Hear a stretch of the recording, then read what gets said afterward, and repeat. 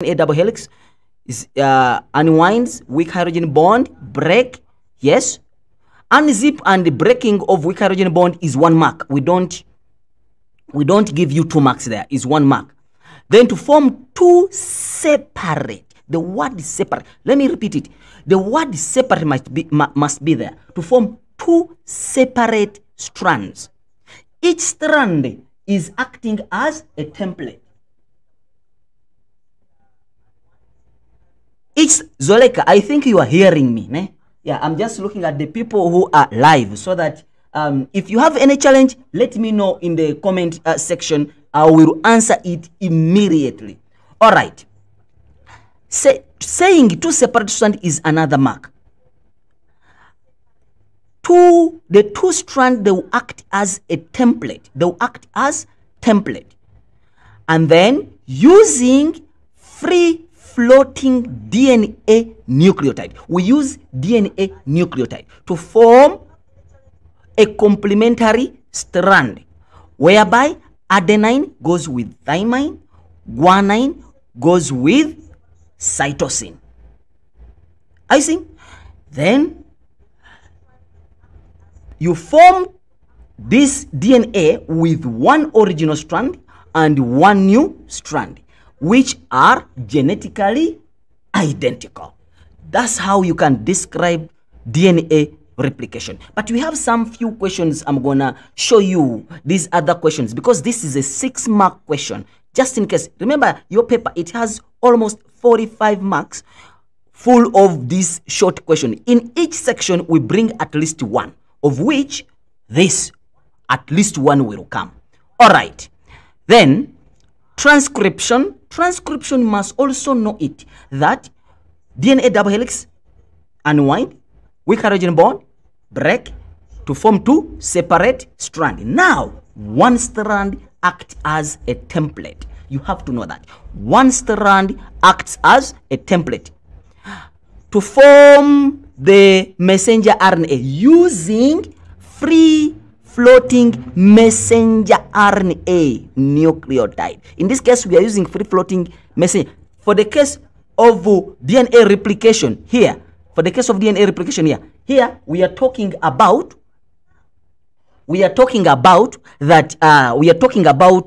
transcription. But when you're talking about DNA replication, 2 strands act as a template, while in transcription, 1 strand is acting as a template.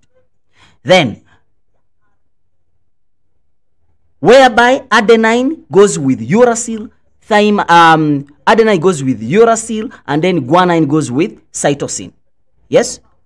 Then this messenger RNA moves out of the nucleus via the nuclear pore to the ribosome. So that's, once you write it like that, obviously in these questions we always have questions or marks which are excess. So we are looking for only 5 to 6. Transcription is done. What about translation? In translation, depending on what you have memorized, but I'm going to show you the marking point in each. If you skip, you have lost a mark. According to messenger RNA codons, codon is a mark. The transfer RNA with the complementary anticodon, anticodon is a mark. Complementary anticodon is also another mark. Brings the required amino acid. It brings the required amino acid to the ribosome. The required amino acid is also another mark to the ribosome. Ribosome is another mark to form. The amino acids are joined together. The amino acids are joined together by peptide bond to form a required protein. That's it. Nothing else. According to the messenger RNA codons, the transfer RNA with the complementary anticodons bring the required amino acid to the ribosome. The amino acids are joined together by peptide bond to form a required protein. DNA code of life is done in terms of the 6 marks. So it means that you have at least 1 question which is most likely to come. Now listen, I'm gonna show you now these other questions which might come, or which you're gonna find in your paper. Listen, Before I go there, students make a mistake and they call peptide bond, they call them polypeptide.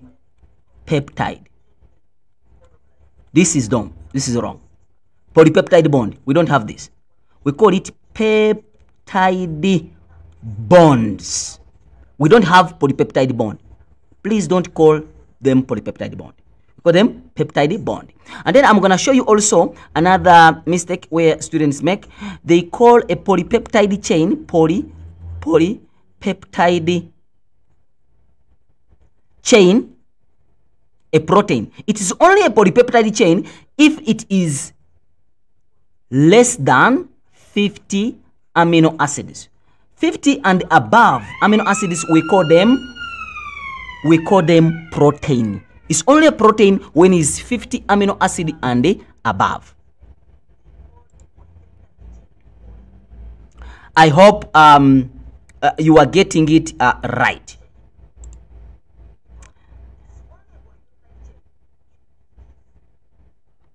Okay. What we are saying here. Recording in progress. Sorry about that. Ne? All right. We are saying that. Look at the questions where other questions. DNA replication. Why does it occur? To increase the chromosome number. Why does it occur? To increase the chromosome number. Where does it occur?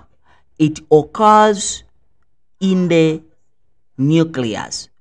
When does it occur? It occurs during interphase. I think. How does it occur? Is the process which you have described. So DNA replication is done. Who discovered the structure of DNA?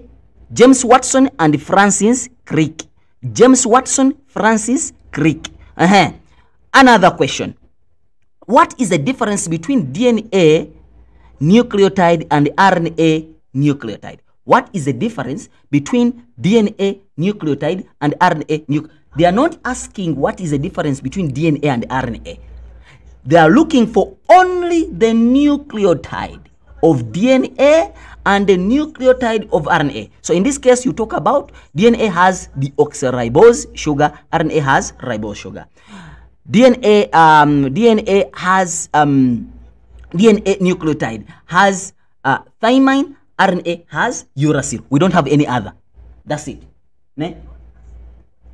Someone is asking me that I should repeat the structure of DNA. Describe the structure of DNA. Yes, I'm going to go to even genetics. I'm going to go even to evolution. I'm going to show you the whole paper, what you expect, and within these 2 hours, you'll be able to write the paper. Ne? You write the paper within 1 hour. So the discussion we're going to do within these 2 hours, you'll be able to write this paper within 1 hour. Meaning that nothing we're going to miss. Okay. So now as I'm winding up, what is the difference between the difference between DNA and RNA? Those ones you know. But there is one question they can ask you. What is the difference between transcription and transcription and DNA replication? Transcription, here you form one strand will act as a template, while DNA replication, the 2 strands will act as a template. I think. In transcription, yes, we use uracil, adenine, thymine, guanine, uracil. While in translation we use adenine, in transcription we use adenine, guanine, cytosine, uracil for the new strand which is formed, meaning that we form a messenger RNA. While on DNA replication we form DNA. Then in transcription, yes, you'll find out that in transcription and DNA replication, we have also some few similarities, whereby DNA double helix unwind, also in transcription, DNA double helix unwind. weak hydrogen bond break, also decide weak hydrogen bond break. If just in case they are looking for the similarities there, you are able to answer that. Now, as I'm winding up this DNA, there is a question which is always a challenge to students. What is that question? That question is about the genes. The gene mutation. Gene mutation. Now, let me give you an example. If you have A, G, C, and this is codes for leucine, and you have A, C, G here, and this codes for tryptophan, yes, and then you have A, C, G, and this also codes for leucine. Then they ask you, how will the protein be affected if this is changed to this? Because you form a different amino acid, the protein functioning or the functioning of the protein will change. So it means that you have to tell us that when AGC is changed to ACG, tryptophan will be added to the protein instead of leucine or the polypeptide chain. This leads to a different protein or the different functioning of a protein. You mentioning this and mentioning this is a tick, and also mentioning different protein is also another tick, because this question is always 3 marks.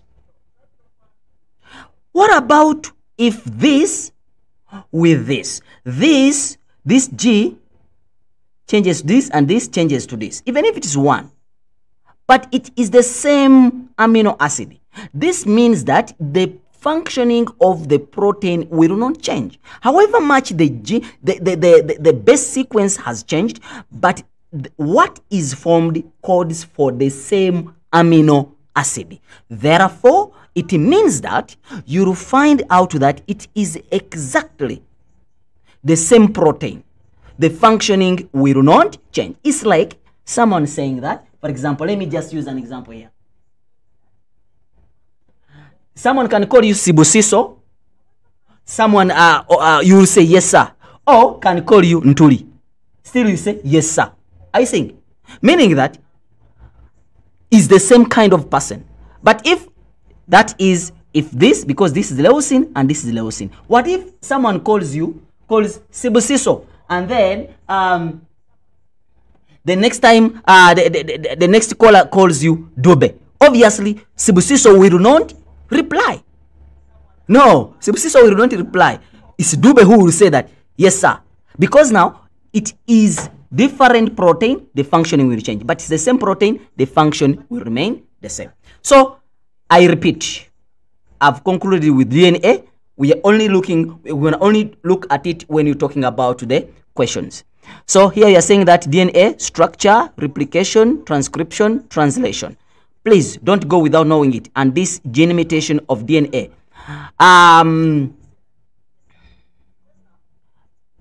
When you talk about DNA profiling, that one is a little bit easy. Please just read the advantages, disadvantages, and sometimes the trick which is there is they tell you that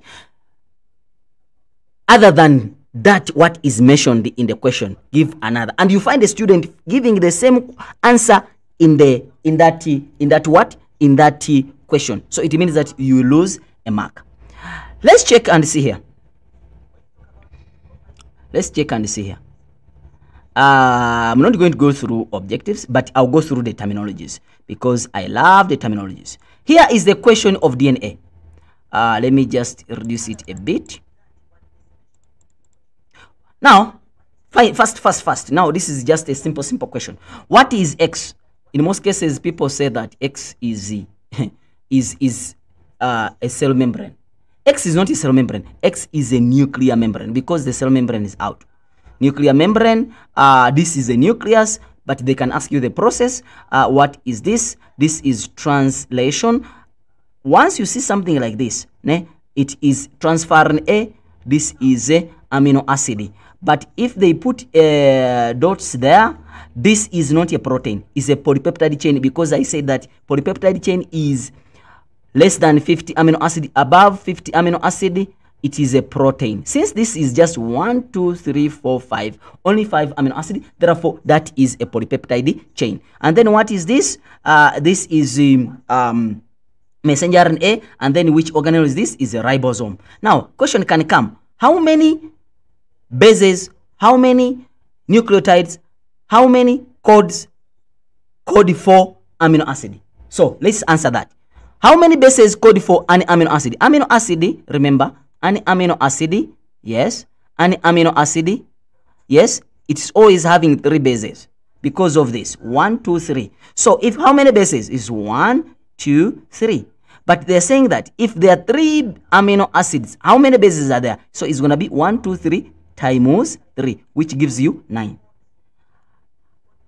If I have 9 bases, how many codons are there? Remember, each 1, 2, 3 is one code, is one codon. So how many codons are in 9 bases? So I will say that divide by 3. Therefore, how many codons? Codons will be also 3. I think you have to know when to divide and when to multiply.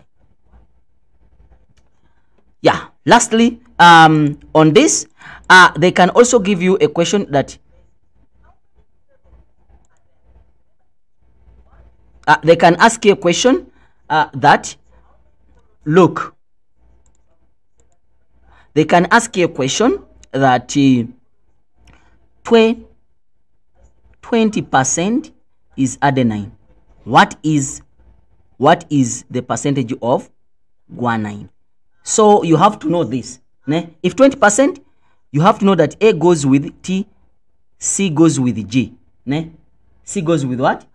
C goes with G. So if A is 20, this one is also what? 20. So 20 plus 20 is equal to 40. So now, because this percentage is out of 100, therefore I'm gonna say 100 minus 40, so it gives me 60. I think if it is 60, what is really happening there? 60 is gonna be for these two, so divide by 2, so it's gonna be 30, is gonna be 30. So it means that the percentage of guanine is gonna be 30%. Don't go to the paper without knowing how to calculate the base. Yeah. I'm using these as examples. So we are saying that which organelle is X? We have seen organelle X is nucleus. We have seen it. Let me do like this. Is nucleus. And then which molecule is Z? Which molecule is Z? Where is Z? Where Z is messenger RNA. Don't just say RNA. It's messenger RNA. State 2 locations in the locations of DNA in the cell other than the nucleus in the cell. So it means that you have to talk about number 1, mitochondria and chloroplast. Yes, mitochondria and chloroplast. Describe process W. W is we don't have any other process occurring in the nucleus except transcription. So you have to describe transcription. I've exhausted most of the questions you're gonna find in DNA Code of Life. It's only one last question. Let me yes, this is the question, how to interpret this. And however, I've tried to explain something here. The trick behind here is one. How? The trick which is here, please check and see what is there. If they say this is DNA and they gave you DNA at the beginning, then you don't need to change. If they say they give you DNA and what is here is transfer RNA, you have to change it to messenger RNA and you have to change it to transfer RNA. Are you seeing? So, in this case, they are saying that name the DNA-based triplet code for serine. Now this is transferrin A. Serine is here. So I'm going to say is UCG. This is transferrin A. Convert it to messenger, which is going to be, yes, AGC. Then convert it to DNA because they want DNA. How many times do you convert? It depends on what they have given you. So it's going to be, yes, it's going to be A, yes, G, and then C. So that's going to be, are they saying serine? Yes, that's what is going to be the answer. First two amino acids coded for Z in the diagram. So they are saying they want to identify. Now, this is transfer RNA, but Z, what is Z? Z is messenger. Therefore, you have to just change this into transfer RNA, one conversion, because it is messenger to transfer RNA, and then you come to the table, you find it. What is the change in sequence of nitrogenous bases? I've talked about it here, that these changes. Gene mutation, sudden change in the sequence of DNA. So that's what you call gene, or the nitrogenous bases. When they change the sequence, then automatically you're going to have a different protein structure if it codes for a different amino acid. So what is a change in the sequence of nitrogenous base in DNA code? Gene mutation or mutation. They're saying that code CUU changes to C. Now they're saying codons. It means that they are not saying anticodons, codons. So it means that I have to convert this into transfer RNA.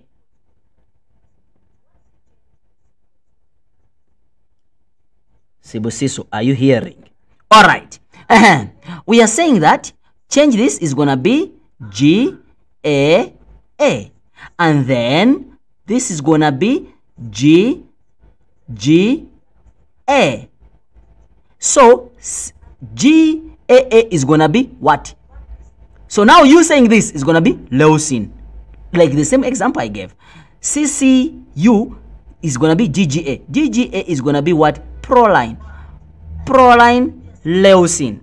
Now you writing to us that this is going to code for leucine, this is code for proline. Those are 2 marks. Leucine, a mark. Proline, a mark. I see.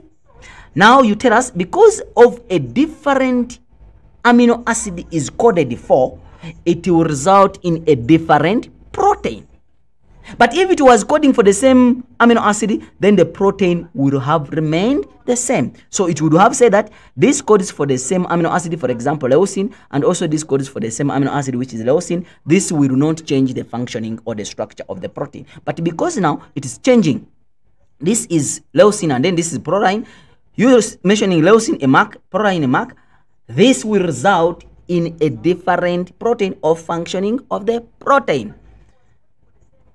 All right, let's go to meiosis. Yes, meiosis, unless you have any question.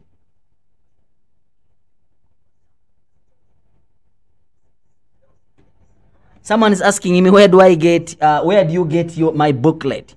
There is a link in the description below. Ne? Yes, that link, it will take you to the website. You go to grade 7 to 12. Then it's going to bring you another page which has past paper 2022. It's going to bring you notes. You click on notes. Then it's going to give you the different subjects for grade 12 and grade 11 and stuff. You click grade 12 and then it's going to give you the subjects now. Now the subject, when you click life science, is going to show you the different topics. Then you download the topic per topic. Yes. That's how you can get that booklet. Let's look at meiosis.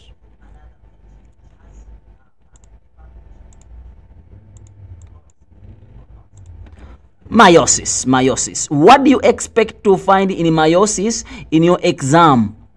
Meiosis. What do you expect to? I'm now talking about the 6-mark question. I showed you the 6-mark question for DNA. So now I'm showing you the 6-mark question for meiosis. You cannot miss.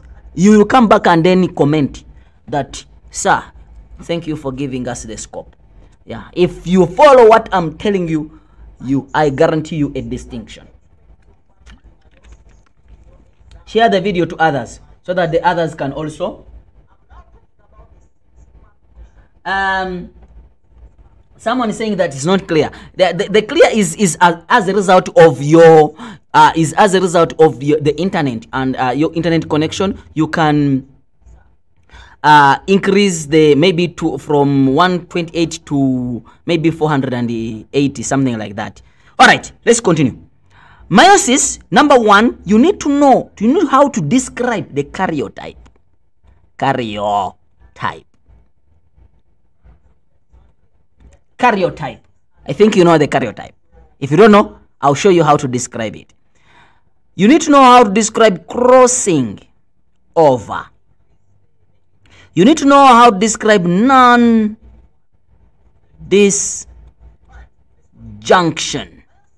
Ne? Now, this one is a star, is a drawing. Phase before, phase after, phase at this side. So you have to know that. How do you describe a karyotype? Let me see if I can find a question here which has a karyotype. And then I'm gonna describe for you so that when I'm describing, you see ne? You see what I'm trying to describe.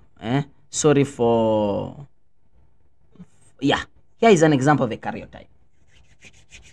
Describe the karyotype of individual 2. Ne?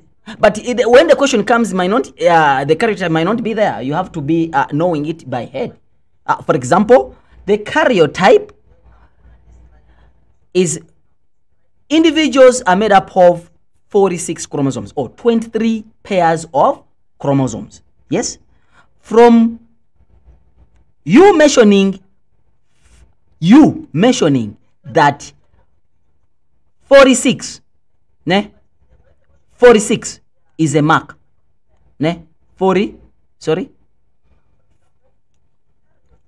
you know, technology. What's happening? Okay, let me check and see. 46 or 23 pairs. Don't say 23, because if you just say 23 without writing the word pair is wrong. It's made up of 23 pairs of chromosome. From pair number 1, yes, to pair number 22 is called orosome. You see now you're describing a karyotype. It's called what? Orosome. Yes. The 23rd pair is gonosome or sex chromosome. Yes. The 23rd pair is made up of X and Y. If X and X, they're together, the individual is a female. All those are marks. If X and Y come together, the individual is a male. You see, you are describing the karyotype. You have already exceeded the 6 marks.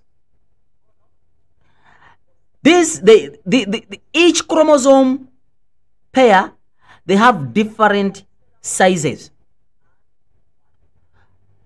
So that's how you can describe the karyotype. It's made up of 23 pairs. Pair number 1 to pair number 22 is called orosome. The 23rd pair is called a gonosome. These pairs, yes, each pair of chromosome have different size. The 23rd pair, if X is made up of X and Y, if X and X meet, is the individual is a female. Is X and Y meet, the individual is a male. That's how you describe. Now, what about if they bring a karyotype like this? Yes, and then ask you which one is a male, is a female. Check. This is short. This is 2 of them are long. Therefore, this one is a male. This one is a female. Give a reason for your answer. The chromosomes here, they are not of the same size. I see here, same size and shape. While here, they are same size and shape. So it means that this is X and X, while this is X and Y. Remember, we said that X is longer than Y. That's why you find that to happen like that. Now, someone is asking me,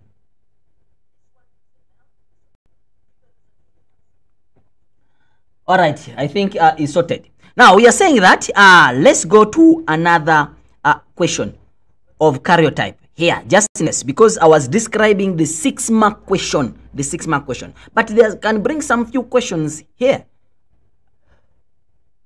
What are somatic cells? Somatic cells, these are body cells. These are just body cells. Name the specific type of chromosome number 1 to I said it is the autosome. Each pair shown in the homologous chromosome.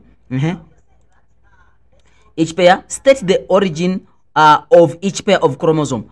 Definitely, one came from the nucleus of the ovum, another one came from the nucleus of the sperm. Meaning that one chromosome. For example, this chromosome came from the mother, and this chromosome came from the father. So came from the nucleus of the ovum, this one came from the nucleus of the sperm, and then fertilization took place, and then a zygote was formed. That's what they are looking for. They are saying that state 3 characteristics of chromosomes which are homologous. Homologous chromosomes, these are chromosomes with the same shape, size, same location of genes. Not same genes, no. Same location of genes. If they are same genes, then it would have looked alike. But the chromosome where they are located, the locus of these genes in these chromosomes are the same. I think now I'm clear on that. So please, you must not miss out any question. Explain one observable reason why these two individuals are not identical twins. Why are these ones not identical twins using this karyotype? These are not identical twins. Why? Because this is a male and this is a female. Obviously, you know that if it is a male, what happens? If it is a male, the sperm is gonna be Y from the father. Ne? And if it is a female, the sperm is gonna be, if it is a female, the sperm is gonna be X. You understand? We only have one ovum. So I cannot use one sperm and then I form X and Y. Never. Now, why are they not identical? Because of the different sex. Observable, the 23rd pair, this individual one has X and Y, while individual 2 has X and X. So, identical twins are as a result of one sperm fuses with the ovum and then the ovum splits into 2. Non-identical twins are as a result of 2 sperms fusing with the 2 ova. So, meaning that you have different individuals. That's why is the non-identical, you can have a boy and a girl, but the identical twins is either boys or is girls, because we used one sperm. If the one sperm of X fuses with the ovum, then it's gonna be identical twins, girls. If one sperm of Y fuses, it's gonna become identical twins, male. So that's exactly what is happening. Yes, I think, yes, I'm done with the karyotype. What about crossing over? Crossing over. Describe the process of crossing over. I think I organized for you a question which you're gonna see in crossing over. Oh, I think I have, it's not there, it's here. Crossing over, yalla, is here. When you talk about crossing over, you talk about 2 homologous chromosomes. These chromosomes, they come together. I think these chromosomes, they come together.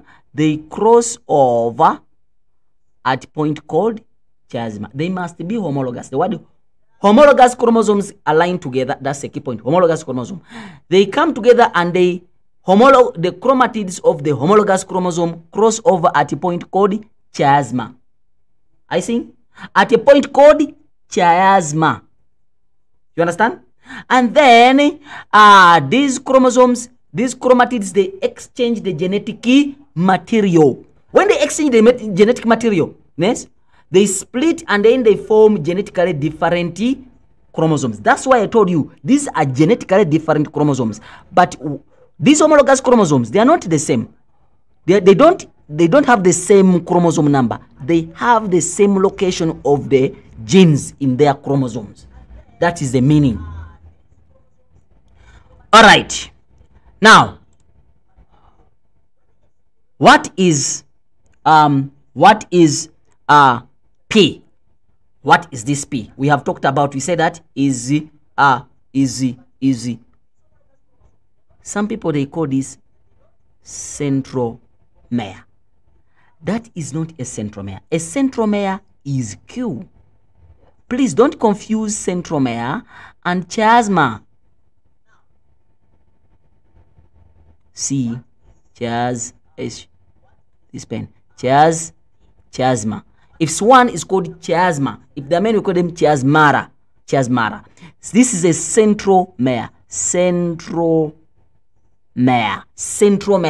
And then this is the chromatid. It's not a chromosome, it's a chromatid. What about this? These are homologous chromosomes. Sometimes they can ask you, how do we call the homologous chromosomes under crossing over? It's called a bivalent.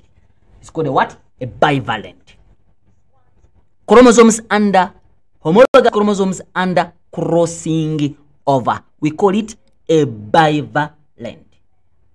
Yes. I've not checked if, because the schedule changed, if just in case that electricity goes at 4 o'clock, ne, I will come back at 6 o'clock live. But if it doesn't go, we are still continuing until a distinction is scored. Yes. All right, let's continue. Now, we are done with the crossing over. Let's talk about non-disjunction. What is non-disjunction? Are you there, guys? Non-disjunction. If you have any challenge, if I'm to another point, please let me know. I'll read your comment there and then I'll come back to you. All right. Non-disjunction. What is non-disjunction? Before I go to non-disjunction, where does crossover take place? It takes place during prophase 1. Don't just say prophase. We will get it wrong. Prophase 1. Phase 1. What are some of the causes of mutations? No. What are some of the causes of variation? We'll talk about them. Causes of variation. I'll see how do people lose marks here. You think that you have written the paper, can't the paper has written you? I'll show you. There is no way the paper is going to write you tomorrow. You're going to have to write it. All right, let's continue. God willing. We are saying that non-disjunction occurs during anaphase. Non-disjunction occurs during anaphase. It can be anaphase 1 or it can be anaphase 2. Anaphase 1 or it can be anaphase 2. So, what is this non-disjunction? Check here. I'm going to show you how. Someone is asking me that, can I please repeat bivalent or bivalent? Bivalent is when homologous chromosomes are under crossing over. Chromosomes under crossing over is called bivalent or bivalent. Yes. That's what I said. All right. Now, come back here. You have chromosomes in metaphase. Sometimes students fail to understand the chromosomes under metaphase. The chromosomes must be in the equator. Equator is an imaginary line. An imaginary line. We just imagine a line which is happening. Yes? It's called what? Equator. But we say that is the center of the cell. So these chromosomes must be at the center of the cell. This thing must be on the sides. Unfortunately, I have not used the camera I would have showed you. You'd have seen me when I'm trying to say sides, so that. But you have to know that. Make sure that the centrioles are inside, so that you. Sometimes we twist it so that we confuse you, so that you go out, so that you will know that you. If you just cram, then gone. So they must be on sides.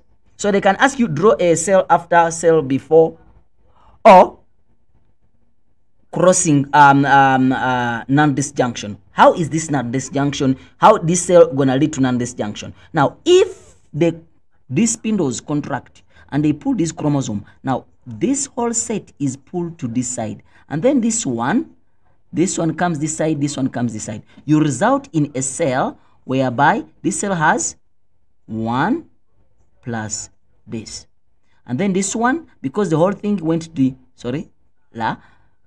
because this one went this side and the whole thing of this went to this side. Let me show you. Let me do like this. Let me do like this. Let me do like this. Let me do like that, so that, yeah. So it means that this part came to this side. This one came this side, while this one came to this side. It means that now this cell is going to have 1, 2, 3 chromosomes. What about this side? It's going to have only 1. I think.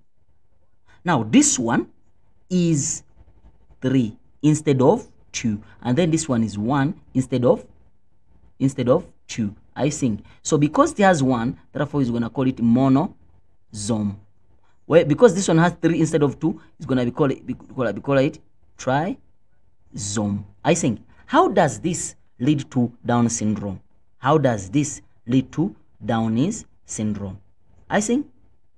So it means that now, if this fertilizes the ovum, then it's going to lead to an individual less of 1 chromosome. If this fertilizes the ovum, it's going to lead to an individual with an extra chromosome. And this is called Down syndrome. But it's not called Down syndrome, except it has occurred on chromosome number 21. So which chromosome number is chromosome number 21? Sometimes, when we bring these karyotypes, okay, I think I used it. No. Karyotype. What is karyotype? Sometimes, okay, I wanted to show you. Sometimes we bring it and then we confuse you on the karyotype, ne? And then we ask you, how did yes, check here, ne? On this chromosome number, they put another one there, and then ask you, is this chromosome individual fine? How many chromosomes? Yeah, how many chromosomes are there? Because you know that this an individual is supposed to have 23 pairs. When I just say 23 pairs or 46 chromosomes, wrong. Check before you conclude anything. Please check the chromosome number 21. I'm done with that. Let's go to this. They're saying that a drawing, we have shown it, but a drawing, it must have a title. Ne? Must have a title. When they ask you to shade, for example, if the chromosome is like this, and this one is shaded, ne? Please, when you draw, still draw it like that and it's shaded. If you shade it down, shade it down. If you shade it up, shade it up. After that, label. Have some 2 labels. I want to give you one thing students always mess up with. Is metaphase. Listen carefully. Don't go away. Anaphase. Yes, then telophase. I'm going to say this metaphase 2, anaphase 2, telophase 2. When these chromosomes, let me show you here down. Let me show you here down. When these chromosomes, look, I have it here. When they're under metaphase, we call them chromosome. When they're under, they're being pulled now, ne? They're being pulled to opposite poles, ne? Like this. These are not chromosomes. These are now chromatids. But the moment they reach the poles, we don't call them chromatids. We call them single-stranded chromosomes. unreplicated chromosomes or single-stranded chromosomes. We only call them chromatids if they are at under anaphase. They are being pulled. Here, they are chromosome. These are replicated chromosomes or double-stranded chromosomes. These ones are called chromatids. The moment they reach the pole in telophase, it becomes what? It becomes unreplicated chromosome. Don't call them chromatid. Yes. Let's go back to this last question of meiosis. Then we conclude it. Yes.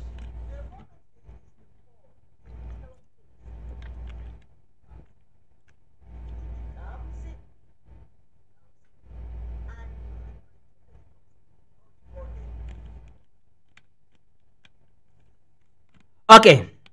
Now, they are saying that drawing variation. What is variation? Variation is the difference among organisms of the same species.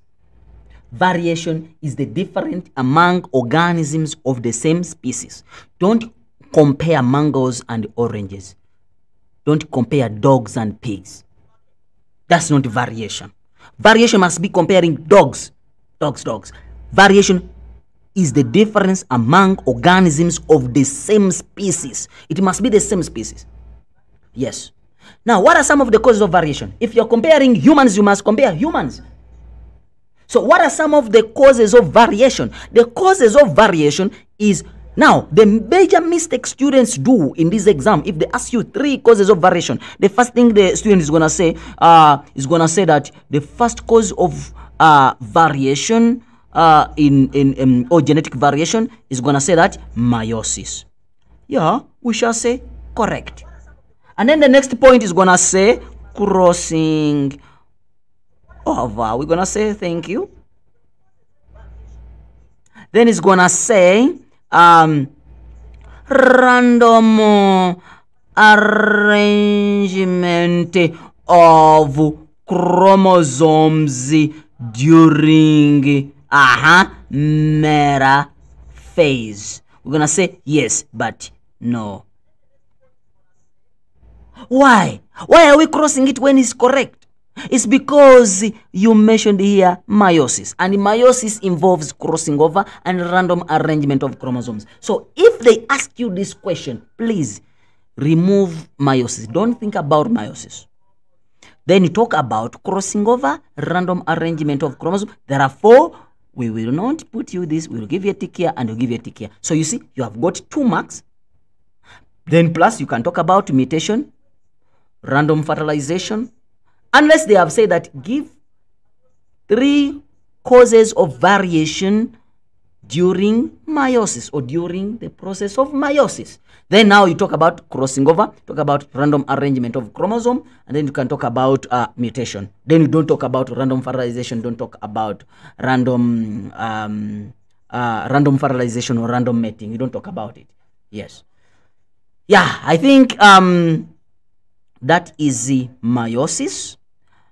Can we check and see? There is one question you usually lose marks. How many number of chromosomes? That question is always killing students. Is always killing students.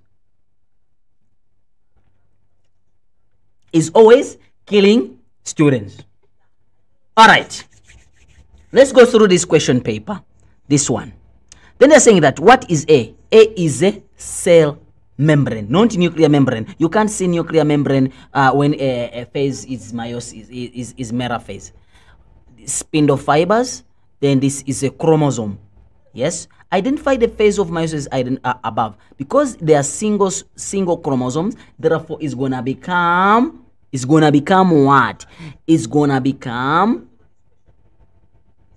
metaphase, because they are single metaphase 2.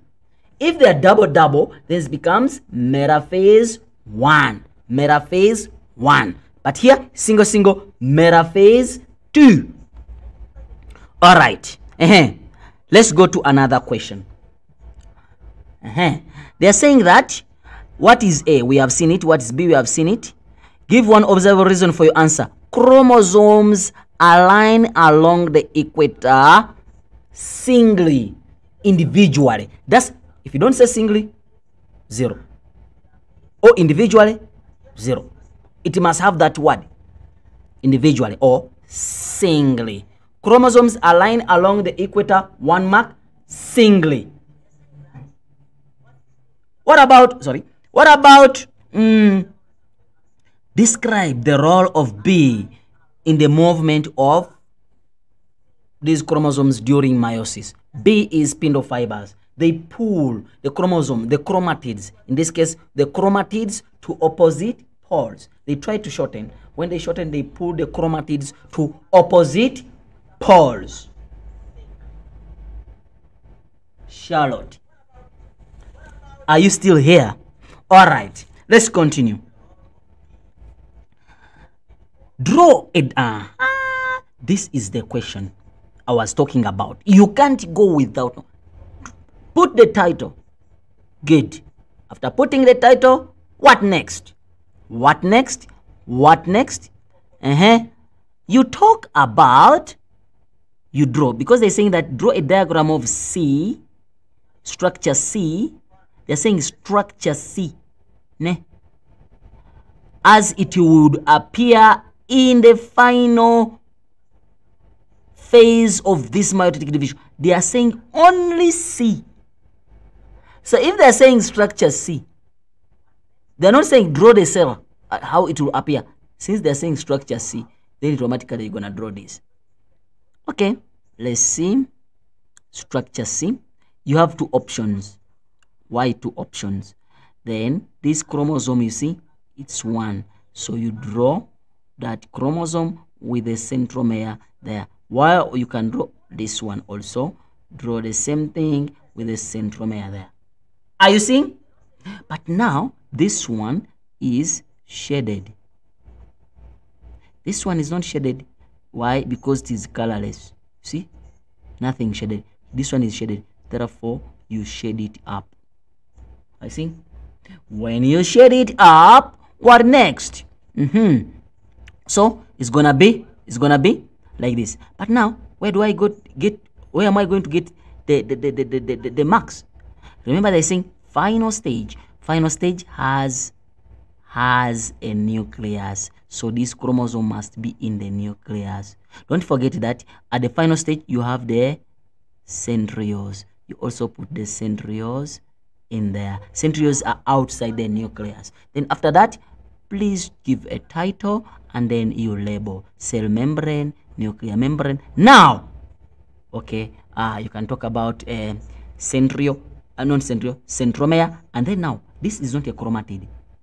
This is a chromosome. The chromosome I talked about, that these are called unreplicated chromosomes. These are unreplicated chromosomes.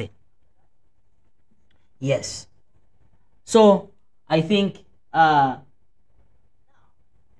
you understand it very well. I think you really understand it very well. No, I think you got it right now. Ne? If you have not got it right, please let me know. Let me know. All right. Now, let's go to another sub-topic. Hey, there is one which stresses you. How many chromosomes would be there at the beginning of this cell? How many chromosomes are here? Oh, how many chromosomes are in this cell? So now, people always confuse. Please, if they don't mention this is a human cell, don't think about 46 chromosomes. Unless they have said this is a human cell. If they have not said this is a human cell, no, you are not supposed to draw both. You only have to draw one, because they say draw a diagram. Label the diagram, not diagrams. Ne? Someone is asking, should we draw 2? No, we only draw 1. Yes. Or follow the instruction. What is it saying? But in most cases, they want 1. But when you are marking, we draw the two, and then we see which one to give you. Ne? Basically, depending on which one you have drawn on the memorandum, the answer is there, then we will do that. Yes. All right. Now, and when you are marking, we don't just mark. We just have to mark the title. We mark the title. We mark the shading. The shading is correct, maybe. Then we mark maybe 2 labels, or the correct diagram, 1 label, and then the correct diagram, then here. All right. They're saying that how many chromosomes are found here in this cell? Someone is going to say 23. I ask you a question. 23 from where? This is not 23. I see 2 chromosomes. Why do you say 23? So it's going to be 2 chromosomes. People are always talking about 23, 23. Why? How many chromosomes will there be at the end of this cell in telophase 2? There will be 2, because this is meiosis 2. The meiosis 2 maintains the number of chromosomes. Another question. Sorry. Then they're asking you, how many chromosomes were there? How many chromosomes were there in the same phase of meiosis 1? There were 4, because meiosis 1 halves the chromosome number. So if meiosis 1 is 5, then meiosis 2 is gonna be. If meiosis 1 is 10, meiosis 1 is if meiosis 1 is 10, meiosis 1 is gonna be, meiosis 2 is gonna be 5. So there is half the chromosome number. So please, you only if they say this is a human cell. Sometimes they ask you that, how many chromosomes will there be present in the same phase as a human cell? Now here, because it's meiosis 2, then you talk about 23. But if they don't talk about human, please and please, I beg you, don't talk about 23.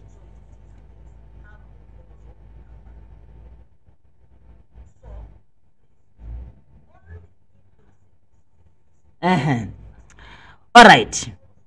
Then they are saying that, lastly, about meiosis, before I go to genetics. I show you the 6 marks which are going to come from genetics, and then I show you the simple questions, the way we are trying to define them. Share the video to others so that they don't miss out. Don't forget to subscribe, like, and also drop the question which you really want me to sort out. All right. Question. What is the importance of meiosis? What is meiosis? What is the importance of meiosis? The reason why we have meiosis is to have half the chromosome number, so that this doubling effect, because you remember sperm, let me show you. The sperm, we'll call it sperm, ne? All right. The sperm, what happens? This technology, okay, I hope it's right now. The sperm will bring 23, and then the ovum will also bring 23. So when they fuse during my fertilization, you form 46. Yes. So meiosis must divide them again so that they form 23. So that's why we are saying that it reduces the chromosome number, or it halves the chromosome number, or it solves the problem of the doubling effect of fertilization. Number 1, that is it. Number 2, the major importance of meiosis is to produce gametes. Gametes, these are the sperms and ova or ovum. Number 3, where does meiosis take place? Meiosis takes place in testis, in human, and then in ovary, that is female. Anthers in plants, that is male, and the ovary, that is female for the case of plants. You have to know those things. I think I've exhausted the questions of meiosis, unless someone is saying that load shedding is coming. Oh, sorry. And then okay, can I make it downloadable? I cannot make it downloadable until it is I'm offline. The moment I'm done, I'm completely done, then it will be able to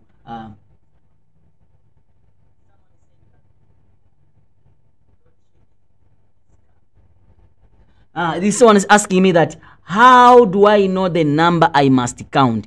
The number is shown there. If look at this, these are 1, 2, 3. Let me check here. Okay, let me look for another question here. You will see the numbers. Sorry, when I'm looking for the question. Okay, that one. This one we are done with it. What about this? Let me check here. How do I know the number? How do I know the number? Oh, in this case we don't have, but this is the crossing over. This is the thing I was talking about, the process of crossing over. Centromere, chromosome, chiasma. This is a bivalent still. It's also a bivalent still. Also, this is a bivalent, but depends. You see now the crossing over here. There are two. So when they are drawing, for example, you have to draw them. In this case, you draw them up. You draw them up here. You draw them 2 times. So I think I've exhausted. But what you see, if the cell is showing you chromosome 1, chromosome 2, chromosome 3 like this, and then they ask you how many chromosomes are there. These are the number of cells, number of chromosomes 1, 2, 3. So tell us 3. How many will be there in meiosis 1 of the same phase? There will be, because meiosis 2 is single strand. Chromosomes are 1, 1. Therefore, it's gonna be 6 in meiosis 2. Unless they say that how many will be there in the same phase of meiosis, but for human. I say that if they don't talk about human, forget about. You see now? Here's the question. Oh, where in the human female body would this type of cell division? This is where does meiosis take place in female? I've answered this, and I say that ovary. Give a letter name of the structure that attached to the spindle fiber, which is C, and then this case is the centromere. How many chromosomes will be found in each little cell at the end of meiosis? Now come back here and see. The diagram represents the chromosome in the cell that is undergoing normal cell division. You see, it's undergoing normal cell division. So now they're asking, how many chromosomes will there be found in each daughter cell at the end of this cell division? How many chromosomes? How many chromosomes are you seeing here? This is chromosome 1, chromosome 2, chromosome 3, chromosome 4, chromosome 5, chromosome 6. Because they are still under meiosis 1, so at the end of this cell division, it will be half the chromosome number, whereby 1, 2, 3, 4, 5, 6. So it means that the answer is gonna be 3. I think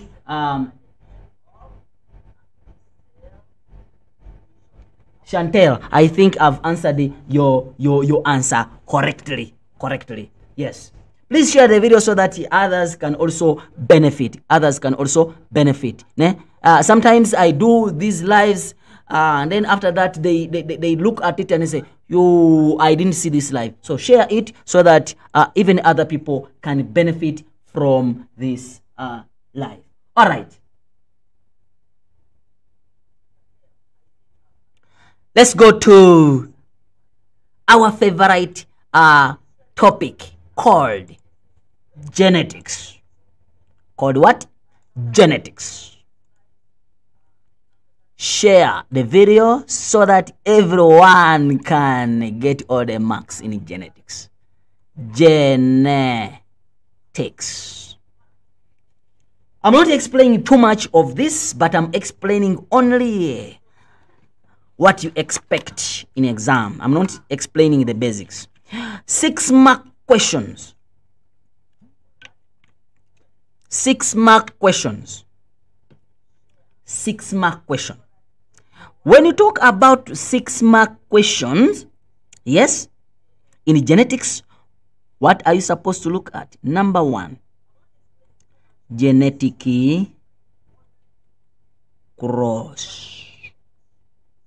In this genetic cross, you need to know, when do I say sex-linked and when do I say non-sex-linked?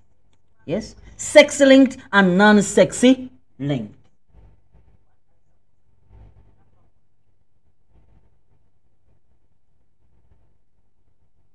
I think load shading is not there. I think so. On my side, ne? I think it's not there. Ne? I think they have changed the schedule. All right. Non-sexy linked. Sexy linked. Ne? All right. Number 3 is pedigree.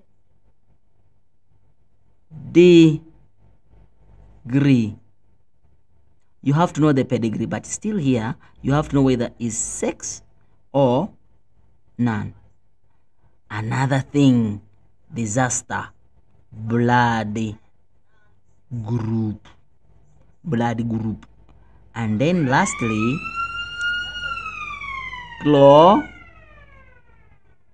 cloning. Here we are going to talk about biotech. All these questions are 6 marks. 6 marks. I'm not saying this is what I'm going to talk about only. These are questions which come with the 6 marks. With the 6 marks. So if you mess them up, you lose. As I say that, each section you're going to have one which has 5 marks, 6 marks, 7 marks. Latest, the worst is 6 marks. This, please don't lose them. Don't lose these marks. Distinction. Call your name Mr. and Mrs. Distinction. Tomorrow we have to crash the paper. All right, let's continue. Genetic cross. But before I start genetic cross, I've not talked about terminologies. I've not talked about them. But I want to know this. What is a locus? What is a locus? Or a position of a gene along a chromosome is called locus. Now, when do I use sex-linked and when don't I use sex-linked? I'm trying to go through this. After that, I go back. I'll show you. When you're doing the genetic cross, guys, even if you don't know anything, just write P1 space F1. We shall come and give you a tick. So you can't go to the paper without having this. So you have gone to the paper when you know. When you say genetic cross, before even thinking P1 F1, you get a tick. Okay, this is a phenotype.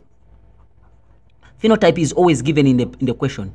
They will say that blue eyes, married, black eyes. You see, you come here and say blue eyes crossed with black eyes. That's a mark.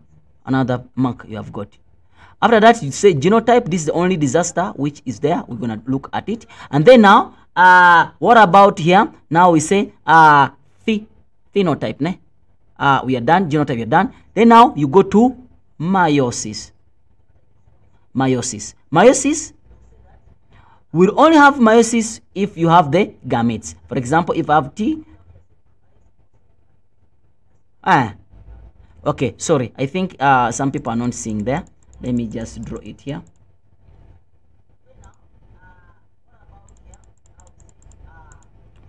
They are saying that, okay, P1, F1. I'm going to show you when do you write P2. Ne? Because sometimes, yeah, but you saying P1, F1, mark. They say phenotype. Yeah, phenotype is always given in the question. As I told you that they can say big head crossed with small head. And then they produce a baby who is a big head. You see? I don't know. Are you a big head or a small head? I don't know. All right. Then they are saying that big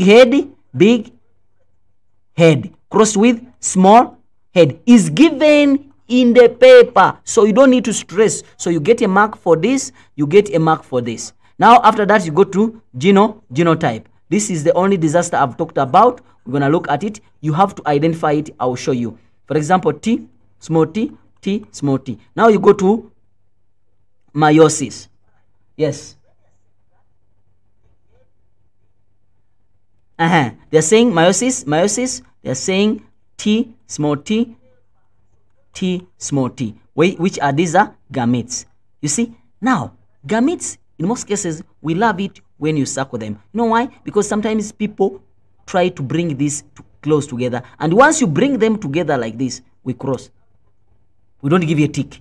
So make sure that I prefer, always I tell my students, since you are my student now, circle them. Circle them. The moment you circle them, at least we shall know that, we shall know that nothing, even if they are too close, since you have circled them, still we will give you a mark. Now, then after that, you talk about fertilization, where you have the crosses. Now, you mentioning meiosis and fertilization is another mark. In most cases, this question is 6 marks. So you have got 1 mark, 2 marks, 3 marks. So you have got 50 out. 50 out of how much? Out of 6.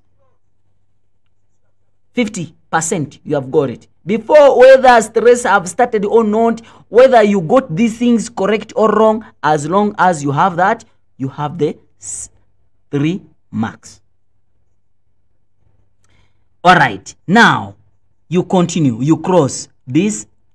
Okay, I'm gonna show you another way how you lose marks, and how to benefit get marks. This T with the T, and then this with this, T with the T, this with this, T with the T, then this with this, small t with the small t. Now these are offsprings. Listen, in the question, sometimes we put what you call compulsory mark.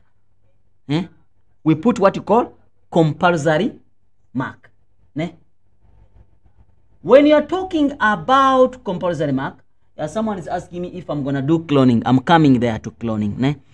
Compulsory mark, for example, if this is a compulsory mark, even if you get 1, 2, 3, so it's 1, 2, 3, 4, 5, 6. And if this question is 5 marks, and they say this is a compulsory mark, even if you say 1, 2, 3, 4, 5, 6, you got 6, but you lost the compulsory mark.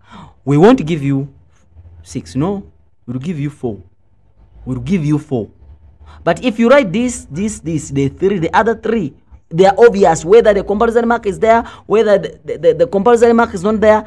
Those 3 are secured. You go to the paper when you have secured them. Then the other ones, the compulsory mark depends on the question they have asked you. In most cases, they ask you, show this. Then you do what? You show. That showing will lead to the compulsory mark. I hope I'm clear on that. Then they are saying, I'm going to fire you a few questions here.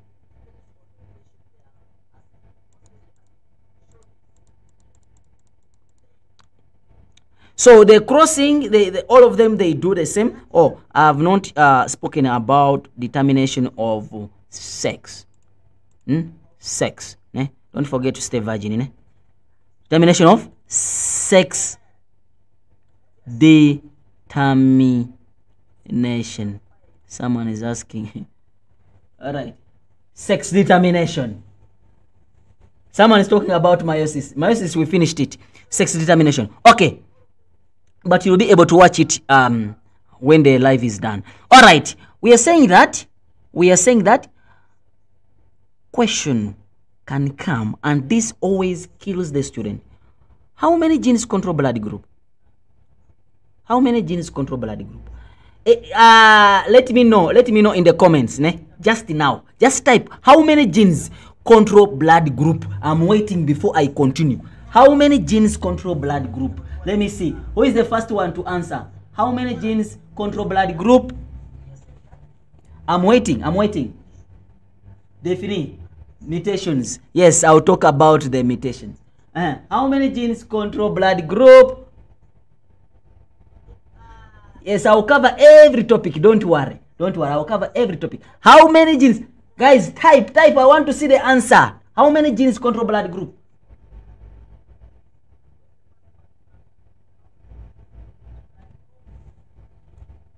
I'm not seeing the answer. 4. Someone saying 4. Thank you. How many genes control blood group? I'm still waiting. I'm still waiting for the answer. Type. Someone, another one saying, I think 4. All right, thank you. How many genes control blood group? Tell me, Chantel. Yeah, okay, I think 4. Thank you. I want to know. How many genes control blood group? 3. How many genes? Okay, guys. Thank you very much. That's what I wanted to know. Yeah. Now, since we are looking for the distinction, they are not 4. It's only one gene. The gene, it is one gene polyallele. One gene. Which gene is that? Blood type. Blood group is only one gene. Are we together? How many alleles control blood group? There are 3. One gene. Remember, which gene is that?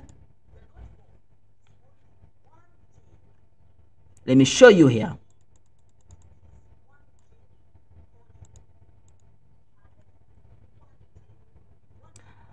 Yeah, Terence said one. After giving. Okay. Okay. Blood group. Ne? Blood group. The gene is called. It's like saying height. Ne? You're either tall or short. Is one gene which is height. You see? Height. You're either tall. Height. You're either tall or short. You understand? Since it's one gene of height, but 2 alleles of tall and short. So blood group, the gene is blood group or type. Yes. How many alleles? There are 3. So say genes for blood group is 1. Alleles, there are 3. That is allele for A, allele for B, and allele for O. Sorry, allele for O. Like that. Are we together? Yes. Thank you for those people who tried to participate to give the answers. Since we are looking for the distinction, we can't go without knowing this. Gene, one gene. How many alleles? 3 alleles. Ne? 3 alleles. How many genotypes? Genotypes, there are 6. Yes? Genotypes, there are 6. You have this. Remember, A is either homozygous or heterozygous. That's 2. B is either homozygous or heterozygous. Then you have, that's 1, 2, 3, 4. Then you have A, B, and then you have that for O. That's it. So 3 genes, 1 gene, 3 alleles, 3 genotypes, and then phenotypes. There are 4, which is A, B, and O. So basically that is it. Oh, AB, yes, AB is codominant. Yeah, O is the this is homozygous. Ne? This is the codominant or heterozygous. No, codominant. This is heterozygous, is homozygous, heterozygous, homozygous. So there are 6 of them. 1 gene, 3 alleles, 6 genotypes, 4 what? 4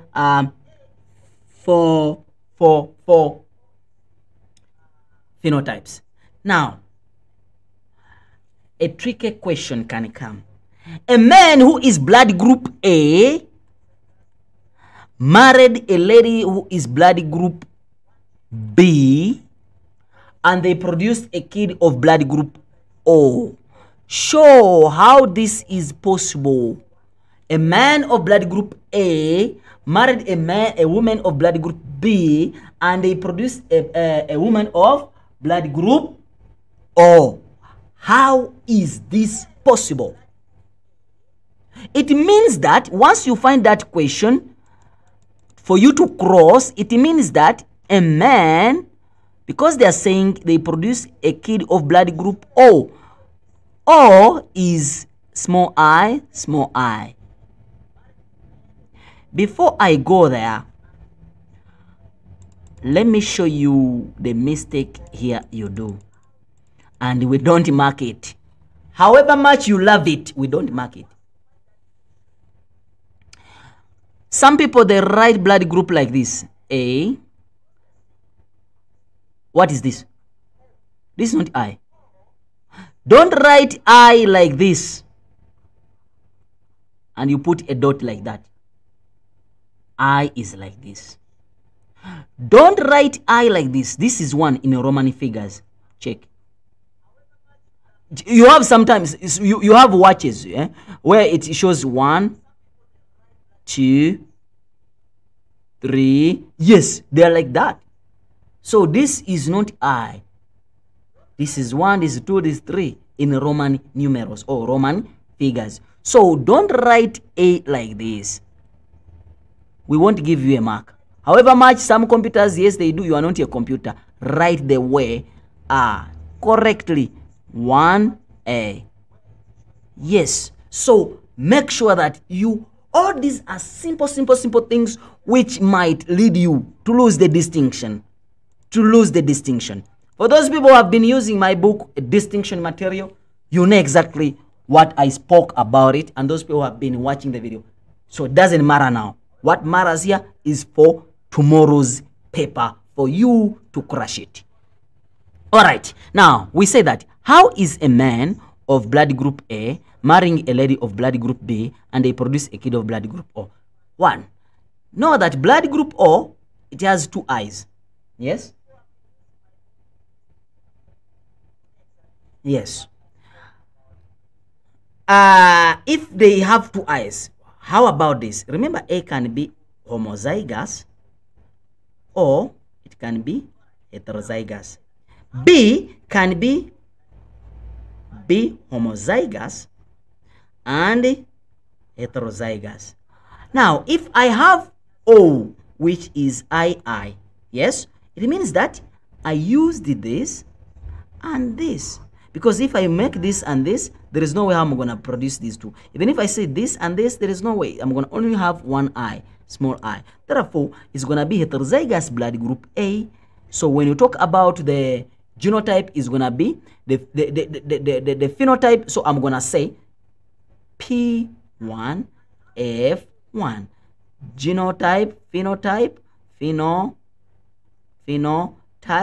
I'm going to say A crossed with B. And then I say genotype, I'm going to say A heterozygous crossing with B heterozygous. Then meiosis will take place. Some people, they then say A, I, B, this is B, ne? I. And then I circle them. Please don't put a cross here. Please don't. You'll get it 0. You'll get 0 there. Please don't put a cross there. Ne? Yes.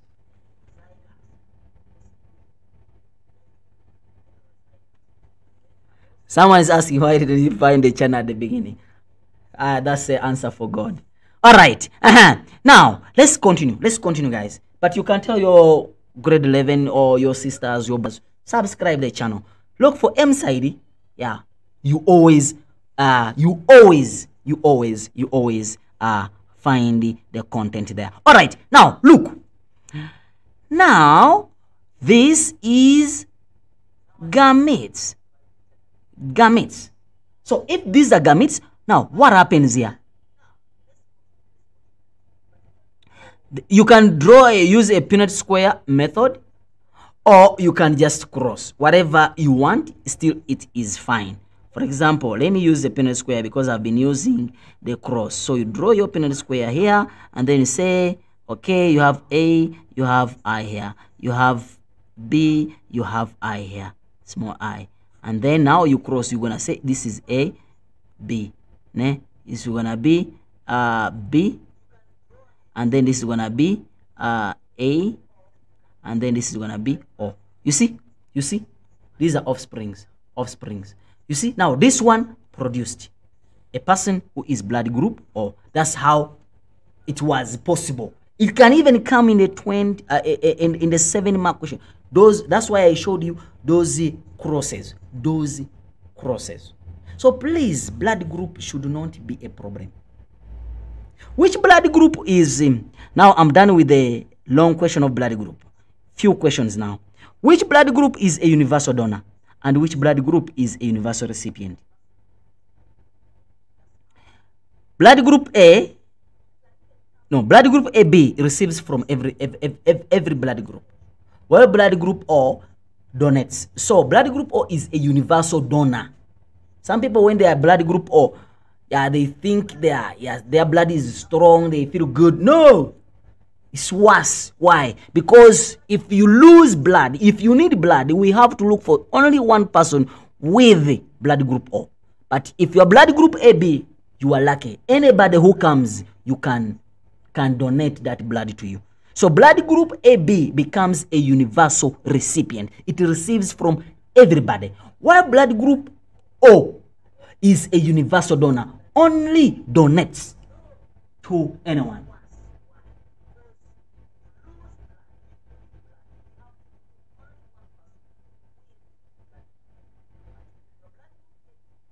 Someone is asking me that why these crossings are not allowed. The crossings are not allowed here because they are not crossing. They're already gametes. After that, you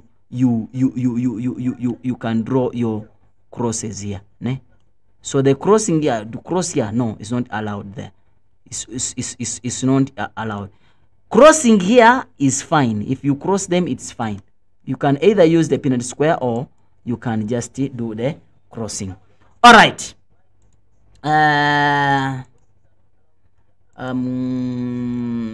Let's go to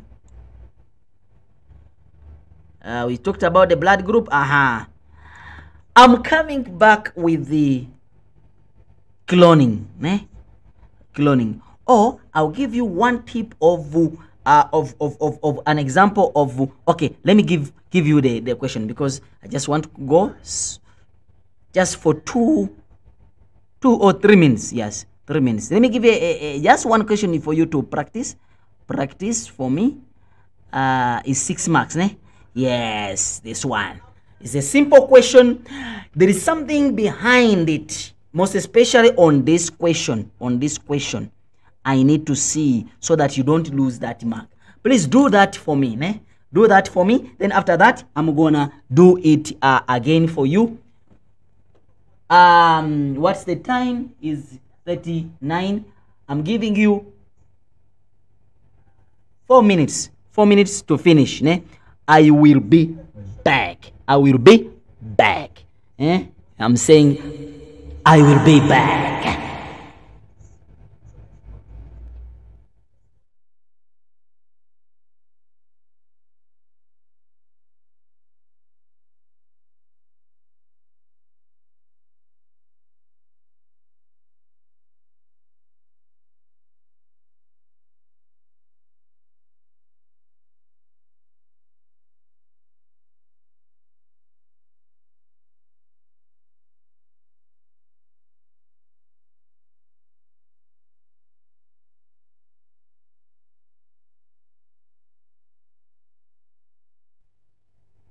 I'm still here. Don't leave. Don't leave, ne? Don't leave. I'm still here, just sorting out something, ne?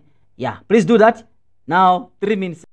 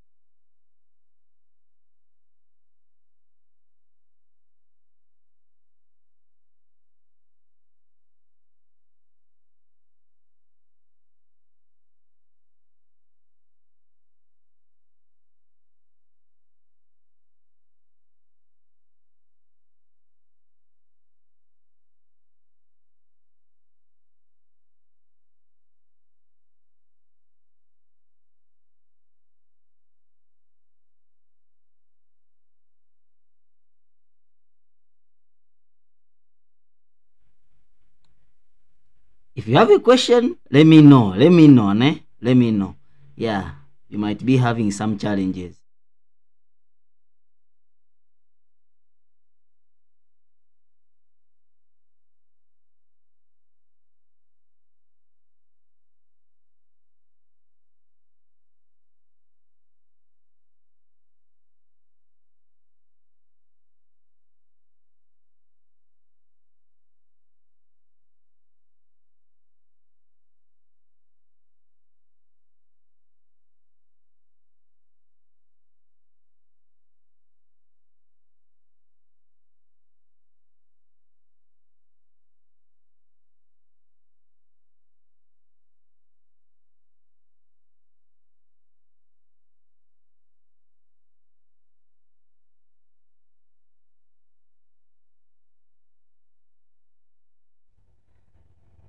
I hope you are done, eh?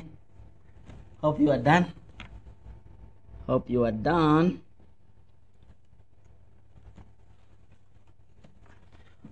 Okay.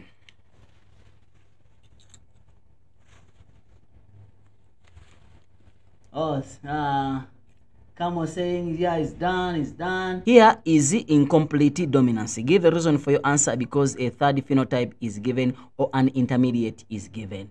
You see, a third phenotype is given or an intermediate is given. Now, if it is complete, if it was complete, ne? I would have been with red and white. I either produce red or white. Which one is dominant? Depending on which one is dominant. And then if I have codominance, red and white, I would have produced a mixture of red and white. But because this one is pink, a third phenotype, therefore, or an intermediate, therefore it is incomplete dominancy. They're saying gardener crossed two pink flowered snapdragon plants using the genetic cross show the ratio of expressed of the expressed phenotypes in the offsprings. Now, remember I told you that the first thing you need to know, you need to do is to write P1 F1. But in this case, they're saying they crossed two pink. Pink is found on the second generation. Therefore, it won't be P1 F1. It will be P2 F2. In most cases, students lose that mark. Ne? If it is the second generation, then you say P2 F2. If the first generation, then you say P1 F1. Ne? Yes. So now, there you talk about phenotype, which is pink. I told you that this is obtained from the question. Check. They are saying, what are they saying? Check what are they saying. They're saying genetic cross showed a gardener crossed two pink flowered snapdragon plants is always obtained from there. I see. Then now, so it means that I've got a tick here. I've got a tick there, and also I've got a tick there. So now 2 marks. Now they are saying that pink. Remember, they say that white is capital W, and red is capital W, capital R, white is capital W. Therefore, pink is gonna be capital W, capital R, capital W, whatever. Capital W, capital R, or capital R, capital W. It's the same thing. So it's gonna be capital R, capital W, crossing with capital R, capital W. But this is the genotype. See, now you get another tick. Then they're saying that meiosis will take place, and then you have capital R, capital W, capital R, capital W. I said don't leave these so-called gametes. to be as if they're at the beach. No beach, né? At the beach, né? You live naked, né? You enjoy yourself. Né? Don't leave them naked. Try to dress them up. Try to dress them what? Try to dress them up. At the beach. So try to dress them up so that, né? Yeah, they are not there at the waters there when they are enjoying their life. Né? Try to dress them up so that you separate them. Even if they are too close to one another, you won't lose a mark for that. You won't. Then after that, you do the crossing, or you do a Punnett square. So cross with R, capital R, capital R, capital W, capital R, capital W. Because I started with R, I will start with R, capital W, and then capital W, capital W. Whereby these are offsprings. Those are offsprings. Now, if those are offsprings, what is it? R, this is red, this is pink, and then this is white. Meaning that I will have one red, 2 pink, and then 1 white. There is a mistake where the student do, whereby they ask you the ratio. In this case, you write 1 to 2 to 1. Ne? Some people, when they ask them the ratio, they write expression, and sometimes when they ask you the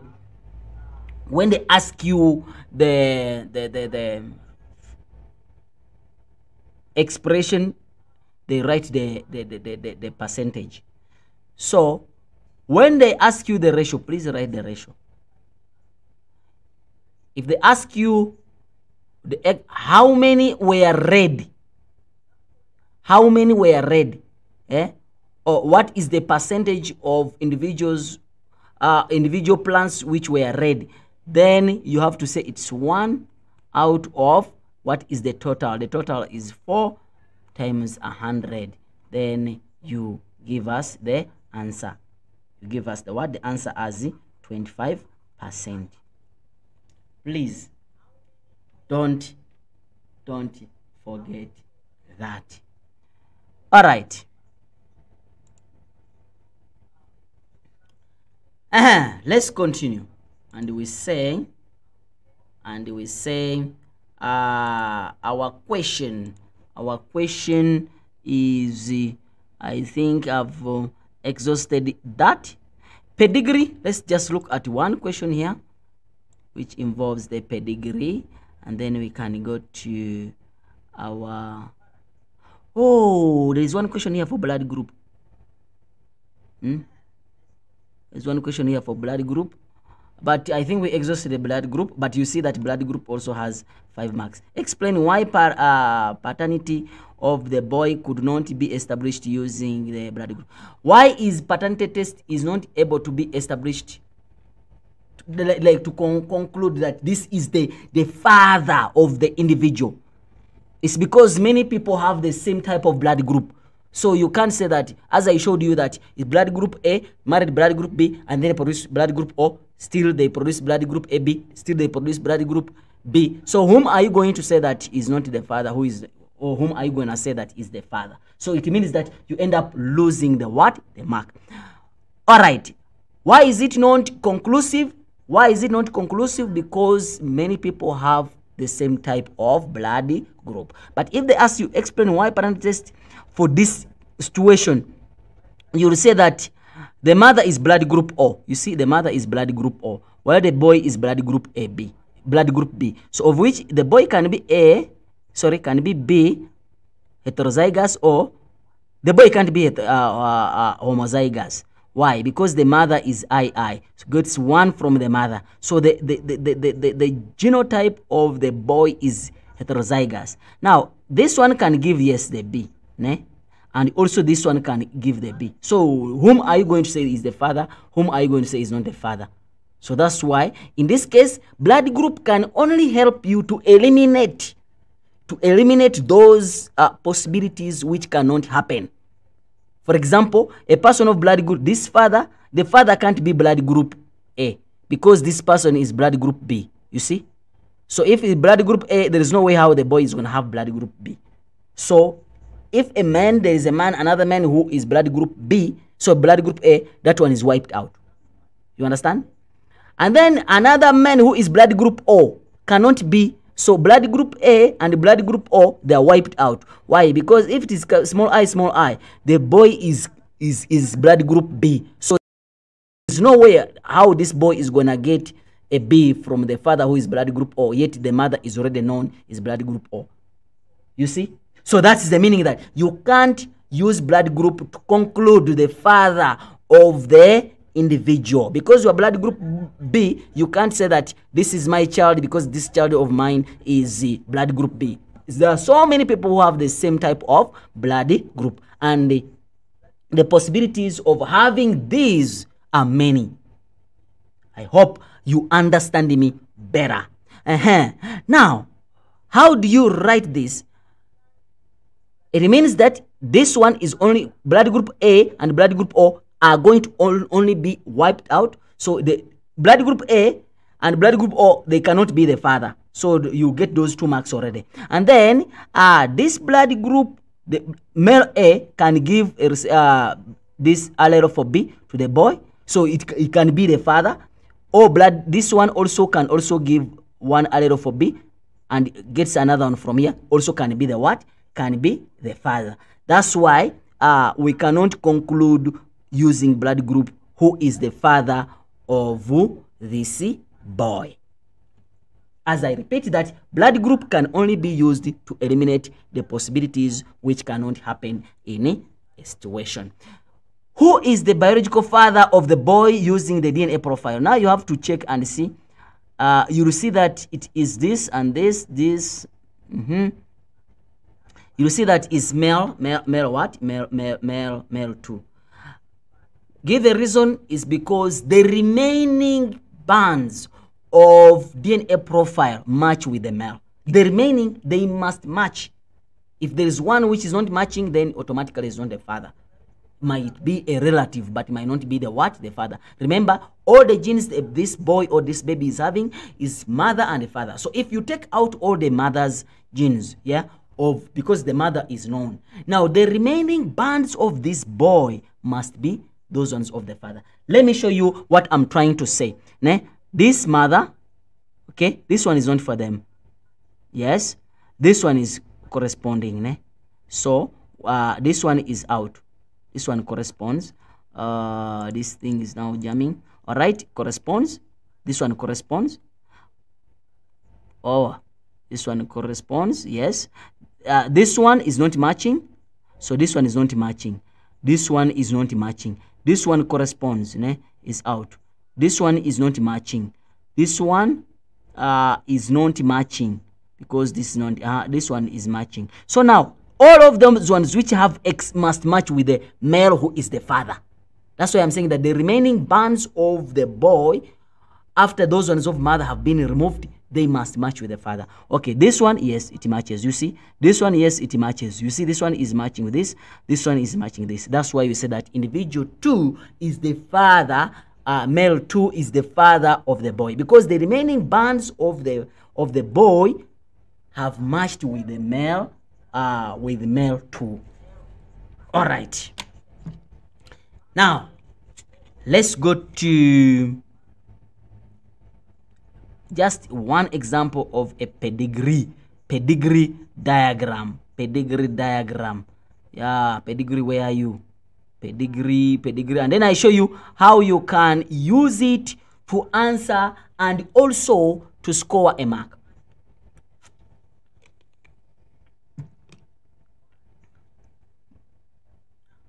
They are saying hemophilia is a that statement is enough. This statement, hemophilia is a sex-linked trait.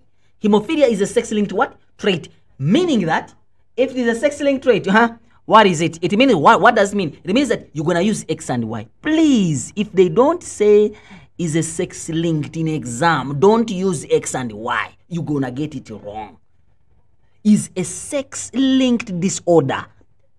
Don't use X and Y if it is not mentioned in the question. So here it is mentioned sex-linked. Or sometimes they don't say sex-linked. They say that hemophilia, the gene is carried on X chromosome. Still, that is sex-linked. If it is not mentioned, please don't even bother. Don't even waste your time. Don't even waste your time to, let me show you here. One of the deafness in human is carried on a single allele. The diagram below shows, yeah, done. They are not talking about sex-linked. However much they talk about Paul, and you know that Paul is a boy, Liz is a girl, Mary is a girl, John is a boy. However much you know that, please don't use X and Y. Please don't use X and Y. So if they don't mention sex-linked, don't use X and Y. If they mention sex-linked, then you talk about X and Y. How many generations are here? There are 3. 1, 2, 3. They are saying that, and then number 2, it can be caused by, something can be caused by a recessive allele, or it can be caused by a dominant allele. Anyway, let's continue with this question. They are saying, state what is represented by a circle or a diagram. I wanted to tell you that sometimes we don't bring that a circle is a male, a box is a male, a circle is a female. Sometimes don't give you that key. You have to go to the exam when you know that. All right. Now they're saying, what are they saying? Okay. Now they are saying, this is a boy, this is a... How many individuals? Let me brainstorm you. This is affected with hemophilia. Don't say he's sick. He's sick of what? Sick of what?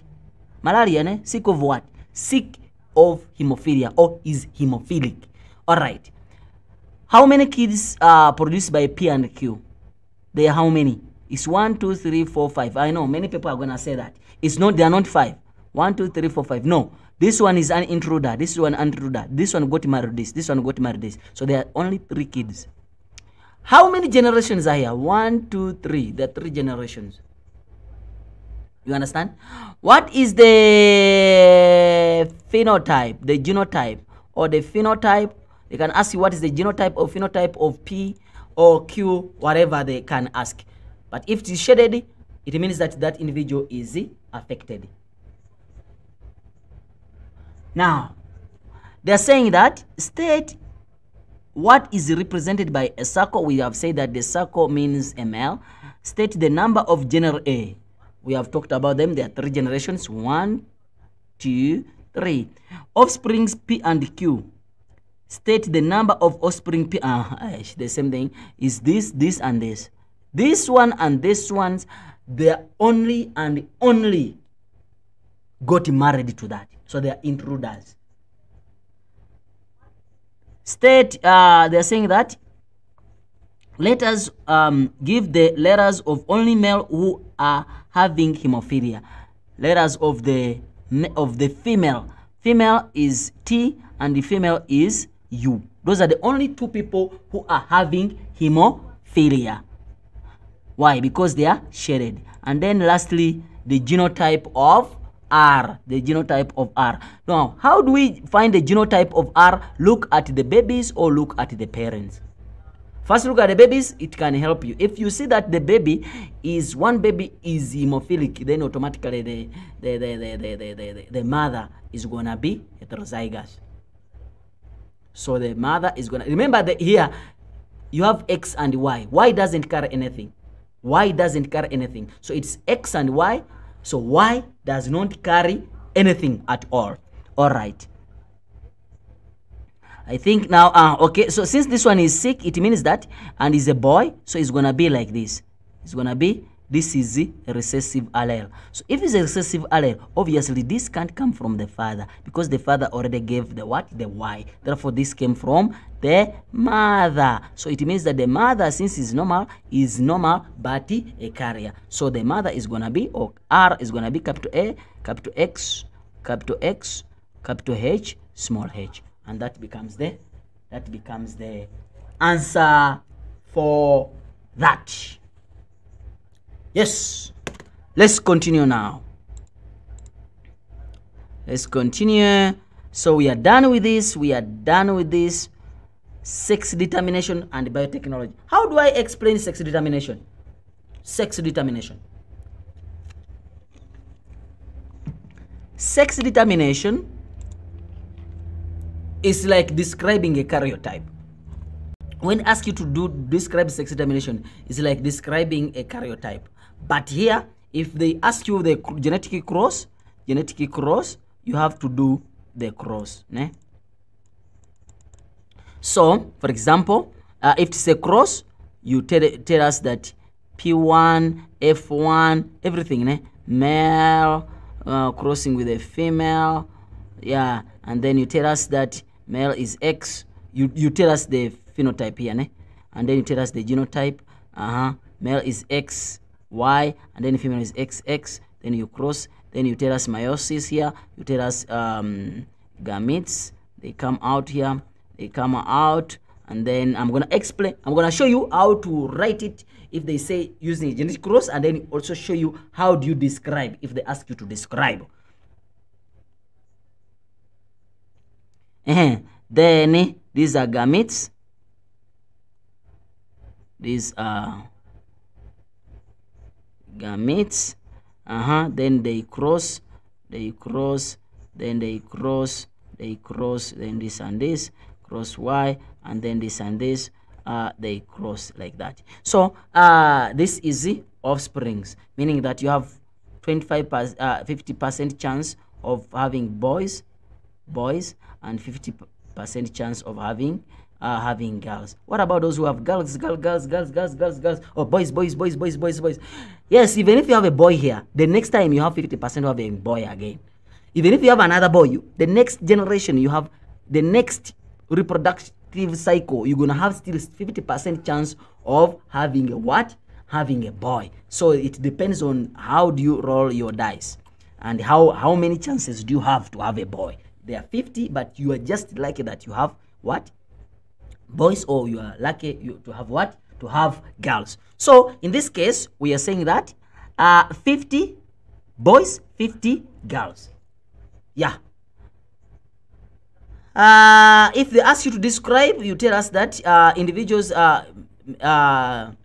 humans are made up of 46 chromosomes. Ne? The 23rd pair is called gonosome. It's either X and X or X and Y. If X and X, if a male sperm with X fertilizes the female ovum, it will result in X and X. The individual will be a female. If a male sperm having Y fertilizes the ovum, remember ovum is always X, the individual will be X and Y, and therefore will be a male. There are 50% chance of having a male and 50% chance of having a female. That's how you can describe sexy linked. So let's finish up the cloning, and then we go to evolution. We finalize it with the evolution. All right. Biotech. Cloning. What is stem cells? What are stem cells? Stem cells, these are cells which have ability to divide to form other body structures. Imagine you are just a sperm. You are just a sperm, ne? Sperm fused with the ovum. You formed a zygote. The zygote, remember this paper one formed a ball of cells, ne? Which called the morula. You see, a morula is a stem cell. Because here, if I ask you, show me the eye, show me the legs, show me the chest, show me the, you can't show me. It's just a ball of cells. So these cells, they have ability to divide again, to form other body structures. You understand? Yeah, you form other body what? Structures. And then, yes, you become, yes, you have the eyes, you have the ears, you have everything. So we call them stem cells. Those are cells which have the ability to divide to form other body structures. All right. Give me 2 examples of stem cells. Umbilical, adipose tissue, bone marrow. So you have to know those stem cells. Sometimes we bring this as an extract. Let me check and see. Let me check and see if I have any question regarding to stem cells. This is gene. Calculate the percentage of, okay. This is gene.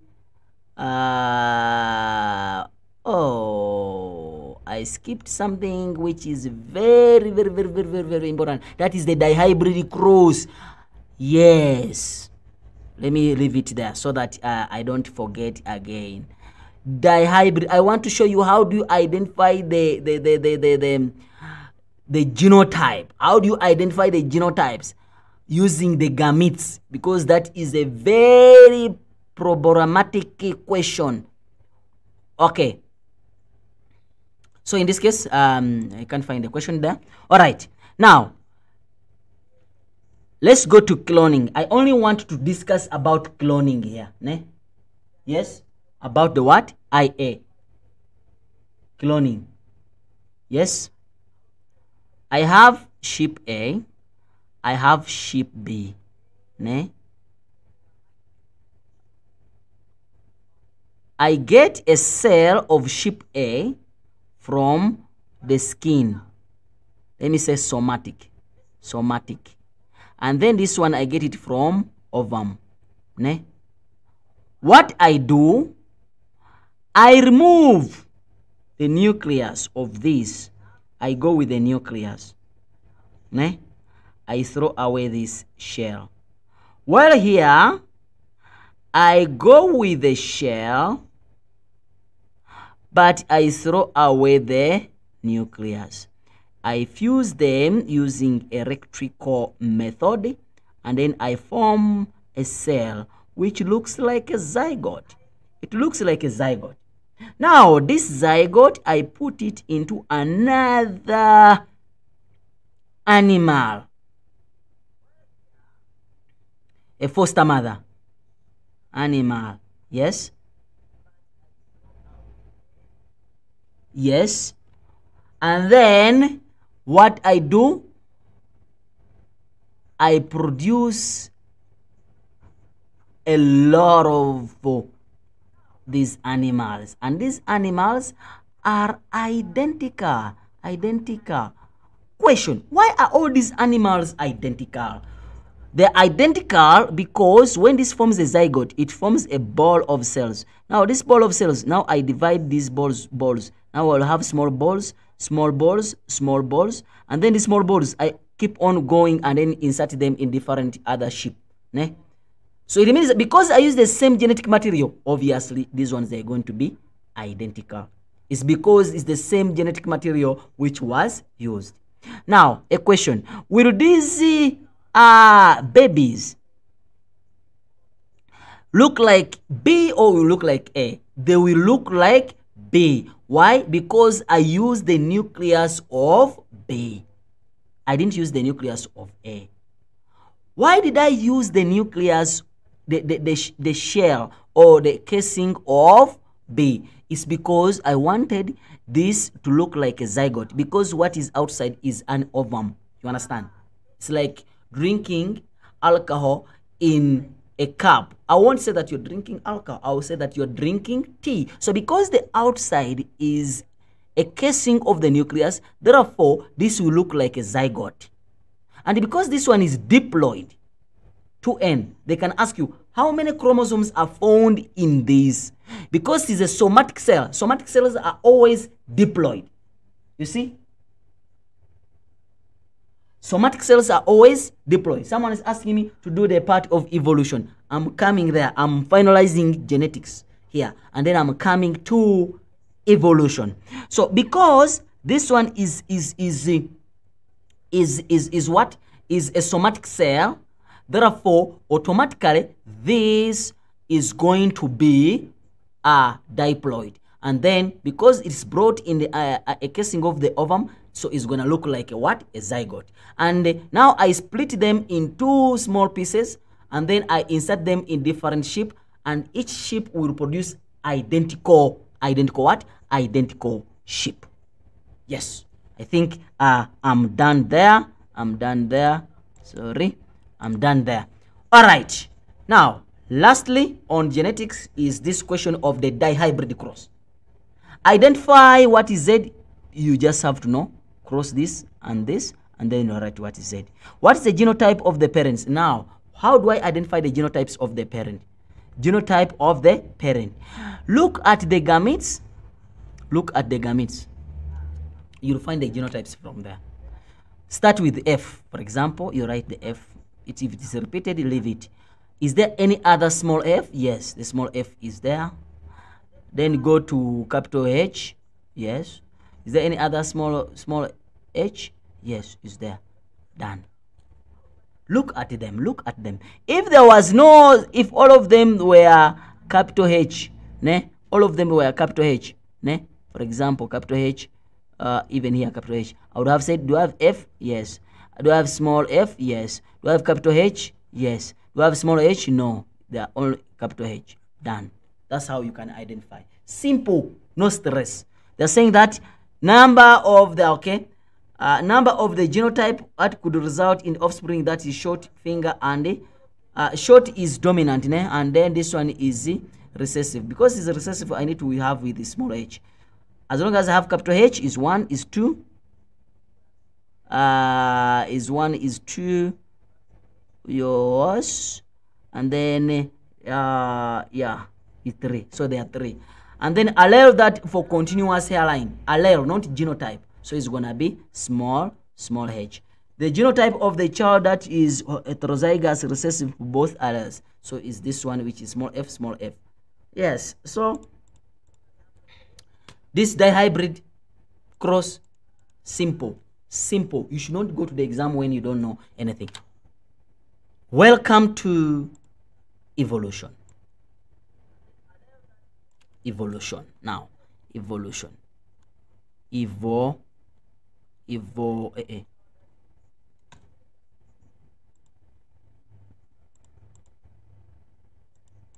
Okay, evolution.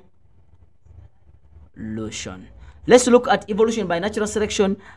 This one does not have too many questions, which I'm gonna speak about, but it has many questions in human evolution. However, these days we are setting evolution by natural selection than human evolution.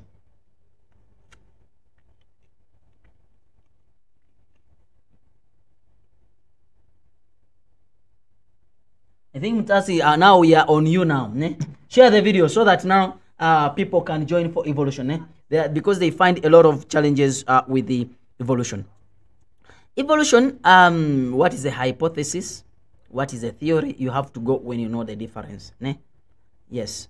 Hypothesis basically is a tentative statement which is subjected to be tested. It can be proven correct or wrong. And then a theory, basically what you need to look at is a statement which has been proven by facts. You understand? Situation which is being proven by facts. So it means that it must have evidences to support it. Then it becomes a what? It becomes a theory. Now, before I go there, I think this one is a little bit clear. The 6-mark questions or 7-mark questions, they are going to come from here. Number 1, series of evolution. Number 2, that is Lamarckism or Darwinism. Number 2, speciation. Number 3, present day evolution.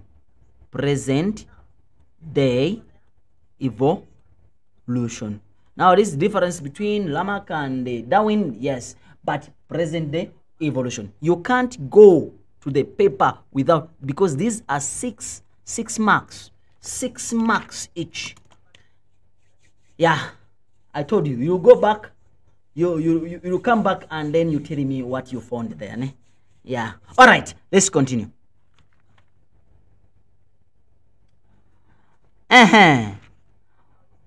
Theories of evolution. Lamarck's theory, Darwin's theory.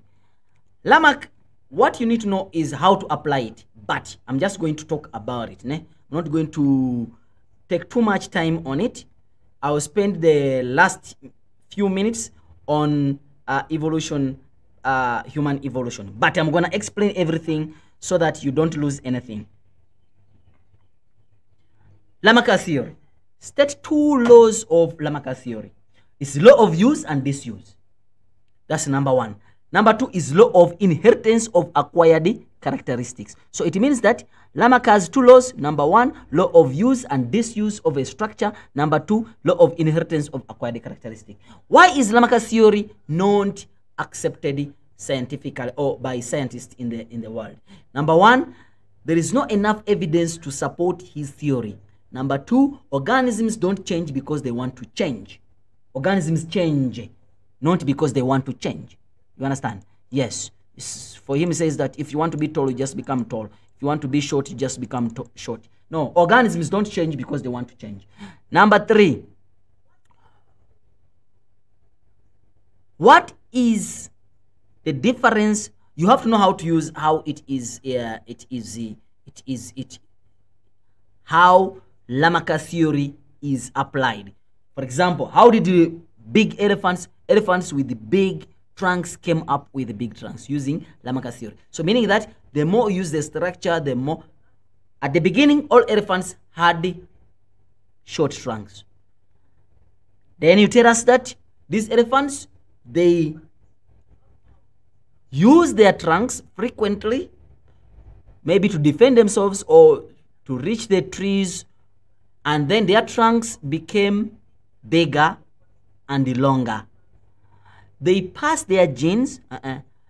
Yes, they produced babies with big, long trunks.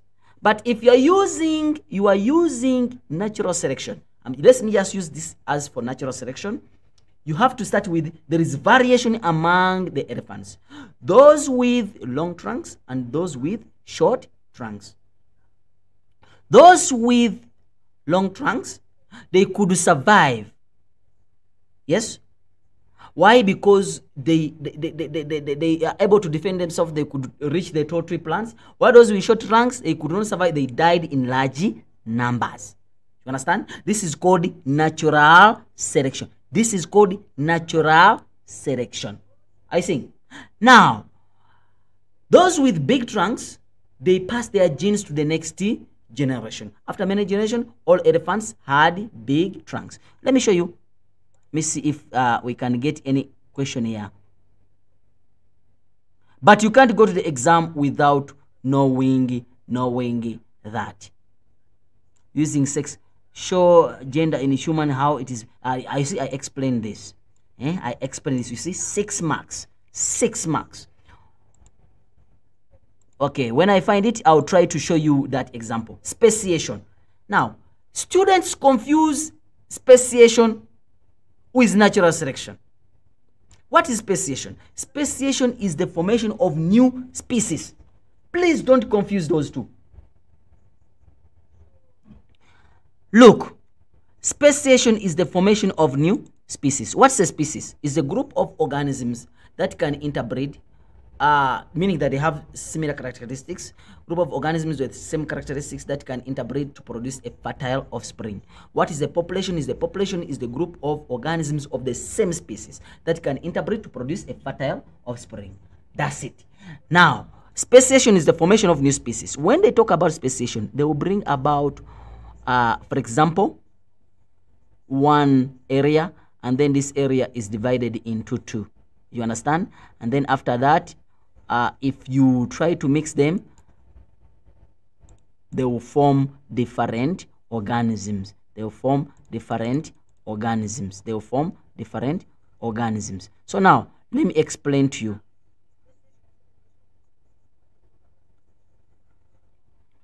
You have a population of A. So you have to tell us that there was one this mark.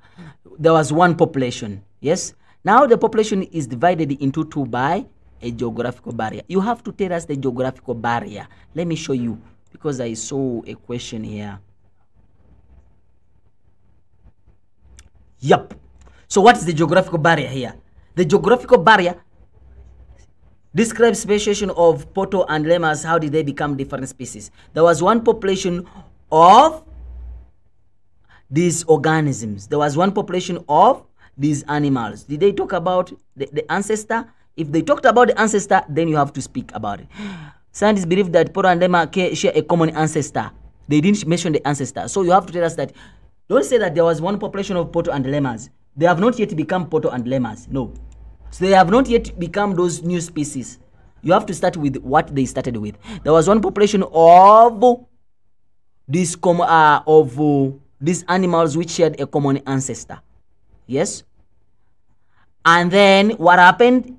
The population was divided into two by two subpopulation. By a geographical barrier. What is the geographical barrier here? Ocean. So you don't need to tell us by geographical barrier. Tell us by the ocean. If it is a river, tell us by the river. Unless the question is just open. And then now, you formed two subpopulations. That is east coast of Africa and Madagascar. And then what happens? There is no gene flow. There is no. This one can't come this side. Gene flow means that there is no sex between them. There is no gene flow between these populations. Whereby these two, they experience different environmental conditions. Are we together? So because they experience different environmental conditions, natural selection occurred differently. Oh, someone is asking me about punctuated equilibrium. I will come there.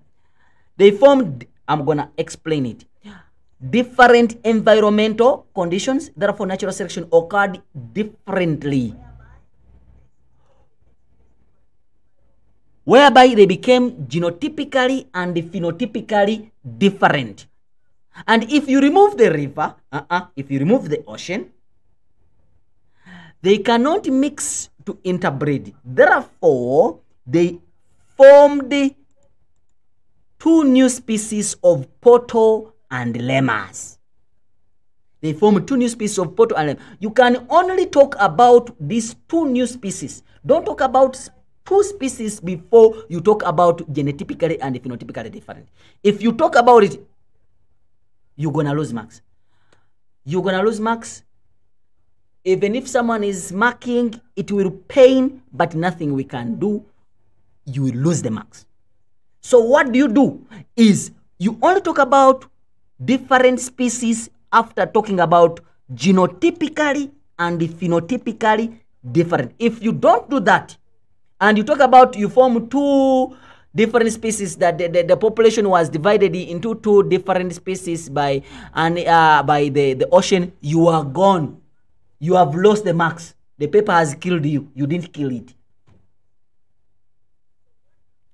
I think you understand what I'm saying. Yes. So now, I repeat. Let me repeat it for you. There was one population of a common ancestor. One population of common ancestor. The population was divided into two subpopulations of eastern coast Africa and Madagascar by what? By the ocean. There is no gene flow between the two subpopulations. You see, they are still populations, not yet new species. Remember, a population is a group of organisms of the same species. And then now, they experience different environmental conditions. Natural selection occurred independently or differently. And then now, they became genotypically and phenotypically different. If you remove the ocean and you let them mix, they cannot interbreed to produce a fertile offspring. Therefore, two new species of poto and lemur have formed. They can bring when they are more than two or more than three. So in this case, you tell us three new species have formed. So don't stack on two new species. Don't stack on one new species. So two new species. So I'm coming for punctuated equilibrium. Charlotte, yes, you are saying hi. Are you still here? All right. Now, let's go to punctuated equilibrium before I go to present day evolution. Oh, let me just finish the present day evolution and then I'll talk about the punctuated equilibrium. If I forget, you remind me. Present day evolution, it deals with the bacteria, virus, black pepper moth. We are talking about present day evolution which is taking place, which we see. You understand? DDT on mosquitoes. Yes. So, you know, if they are bacteria, it means that you're going to use antibiotics. Use the same principle of natural selection. Please don't confuse natural selection with the speciation. So in this case, you will say that there was one population of bacteria. These bacteria are separated by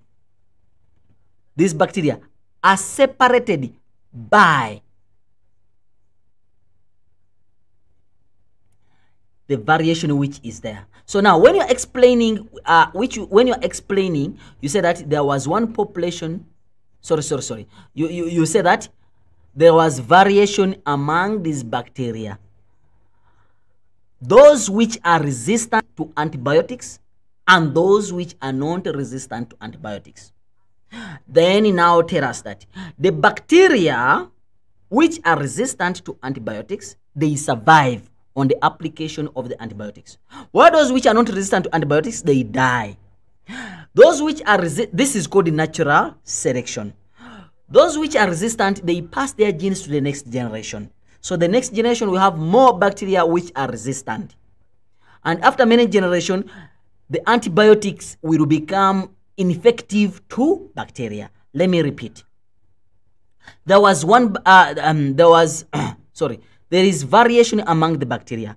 Those you can use for mosquitoes about DDT. You can use for virus about the antiviral or ARVs. There was one. There is variation among the bacteria. Those which are resistant, you have to tell us the variation. If you don't tell us the variation, you lose the mark. There was variation among the bacteria. Those which are resistant and those which are not resistant. Those which are resistant and those which are not resistant to antibiotics. Those which are resistant to antibiotics, they survive on the application of the antibiotics. While those which are not resistant, they die in large number on application of antibiotics. Those which are resistant, they pass their genes to the next generation. After many generations, the bacteria are going to become ineffective to antibiotics. Simple. There is no way how you're going to skip, or they're going to bring a lot of things which you don't know here. Never. What is the difference between artificial selection and natural selection? And what is the difference between Darwinism and the Lamarckism? Difference between artificial selection and natural selection. You know that artificial selection, what is basically on artificial selection is what is the selective force? First ask yourself, what is the selective force? Selective force in artificial selection is human. While in natural selection, the selective force is nature. Is the selective force. You understand? Yes. And then Lamarckism and Darwinism, the major difference is Lamarckism, organisms change because they want to change. But in Darwinism, organisms change due to the environment. Yes. Then number two, in Lamarckism, individual in the population change. Like if me, I want to be big, I become big. If I want to be small, I become small. Not the whole population. But in Darwinism, only the whole population change. Remember, when Corona came, if you want or not, they say that you have to put on a mask. Natural selection. You don't put on a mask, you die. Whether you want or not, you have to do so. You understand? Therefore, that is natural selection. Is it clear? So, in Lamarckism,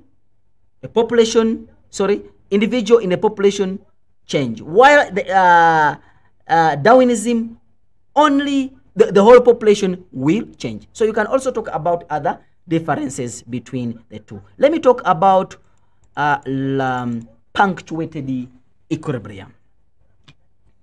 And then after that, I go to human evolution.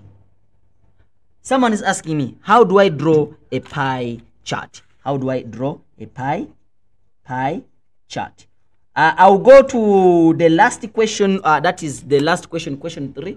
The pie chart. How do you draw this at the end of human evolution? So that just I show you how do I identify independent variable, dependent variable. How do I get it from the question? How do I know the control variable? How do I know the conditions which are supposed to be put in place before you start?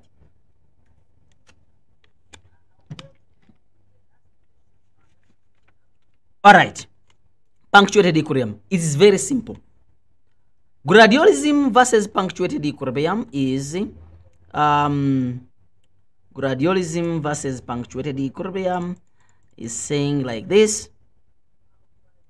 You have two scenario. Punctuate gradual. When you say gradual, it means that it's slow. The change is slow. While punctuated equilibrium, the change is fast. You have periods of no change and periods of change. The change is rapid. Periods of no change, periods of change, periods of no change, periods of change. This is punctuated. Punctuated. What this is gradualism. Here you require a lot of time. A lot of time. Here it occurs in short periods. So punctuated equilibrium, you have periods of no change, periods of change, period of change, period of change. And in most cases, the punctuated equilibrium is caused as a result of mutation. While this one is changed, is caused as a result of natural selection. Yes. Natural selection here, yes. While here, mutation. Why? Because you just wake up in the morning and then you have something different which you didn't have before. Mutation maybe occurred. So that is punctuated equilibrium, or the other side is gradualism. This marks the beginning of the end of evolution by natural selection. Let's kill the human evolution now. Human evolution. Human evolution, guys, is the most important part where students sometimes lose marks is a phylogenetic tree. I don't know why, but we'll talk about it. Someone is asking, do you do calculation for pie chart? Yes, you do the calculation for pie chart before anything else, because you can't do percentage in a pie chart because the circle is not in percentage. All right, let me just see if I can find here a question. The first question in human evolution can be, to which family do humans belong? To which family do humans belong? They belong to family Hominidae. Differences between, let me tell you what the short questions, guys, in human evolution. The short questions which you're gonna find, and then you have to give the answers. 6 marks. Number 1, it is out of Africa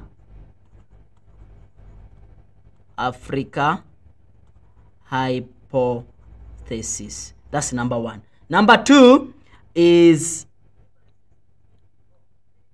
so here you have to tell us the evidences. Evidences of that is fossil. You have to tell us the mitochondrion, DNA. Sometimes you call it genetics. Then you have to tell us cultural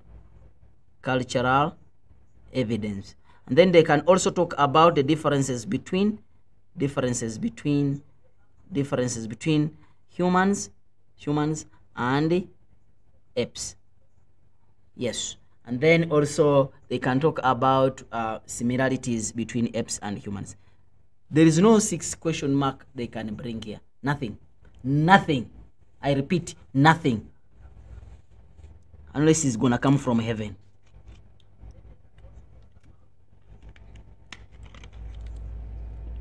Okay, now let me explain. There are some things which we changed a bit, and you have to know.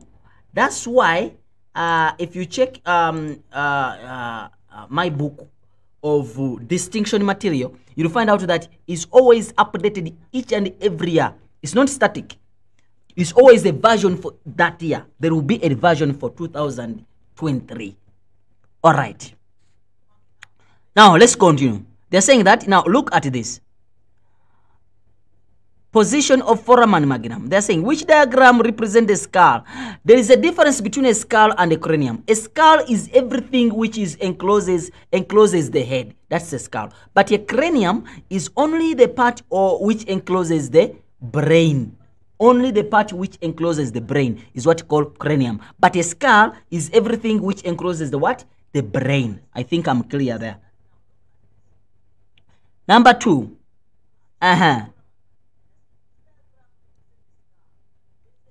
Number 2, they're saying that which diagram represents the skull of a bipedal. Now we have 3 factors which 3 factors which affect or which do the bipedalism, of which they can ask you the advantages of bipedalism. You can see far, you can hold the organisms, you can hold the objects. Sexual dimorphism is exposed. Okay, you can see the sex organs. They can be shown because you are walking, yes. And then the body is lifted. You lift the body out of the ground, yes. So it means that less heat is gonna be reflected to your body. There is small surface area for heating of your body from the upper side. So those are some of the advantages of bipedalism. But now, what are the factors which contribute to bipedalism? There are 3. The first one. Why is this thing doesn't want me to write? I will write even if doesn't want me to write. Okay. Number 1 is shape. You look at the shape of the spine. Shape of the spine is what? Is shape. And then you look at the pelvis. Pelvis is short and wide. And then number 3, these are factors which affect bipedalism. Short and wide. Is wide, and short. So if you look at it, is wide and short. And then the third one is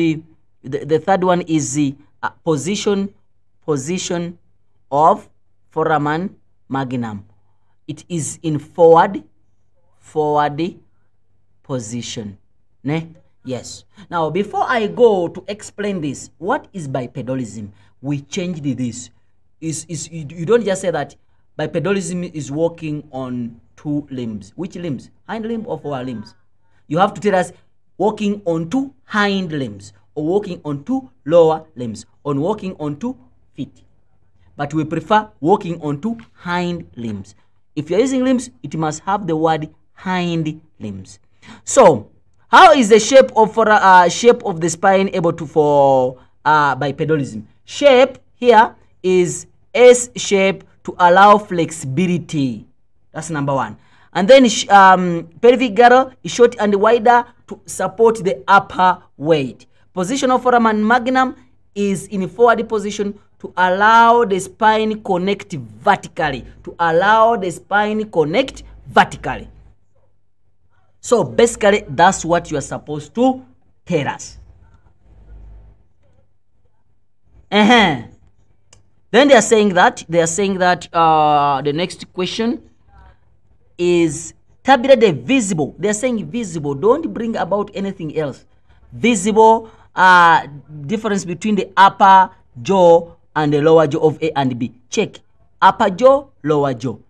They're only looking for this. You see, In most cases now, when we bring these, you have to know the differences. So in this case, you talk about the canines here are well developed, they are not well developed. There is one student who is saying that this one has canines, this one has no canines. No, the canines are there, but these are well developed, then this one are less developed. This one is rectangular shape, the jaw is rectangular shape, while this one, the jaw is what? Is C shape or U shape, C shape. Then if you look at here, you have spaces between the teeth. There are spaces between the teeth, large spaces between the teeth. Here, no space between the teeth, or small space between the what? Between the teeth. Now, they can ask you, now I'm going to start firing you questions. How is the brain size related to intelligence? How is the brain size related to intelligence? The brain size related to intelligence, or how is the skull related to intelligence? How is the brain size related to intelligence? If the skull is big, it is going to accommodate more brain cells. The higher the brain cells, the higher the intelligence. If the brain size is big, you have more brain cells, and then this is linked to intelligent.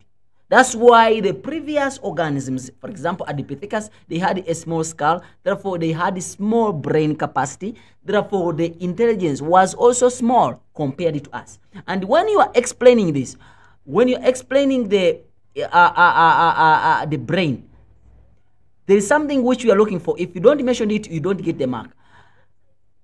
The brain of human is not bigger than the brain of the elephant. It's only bigger than the brain of the elephant if you are comparing it with the body size.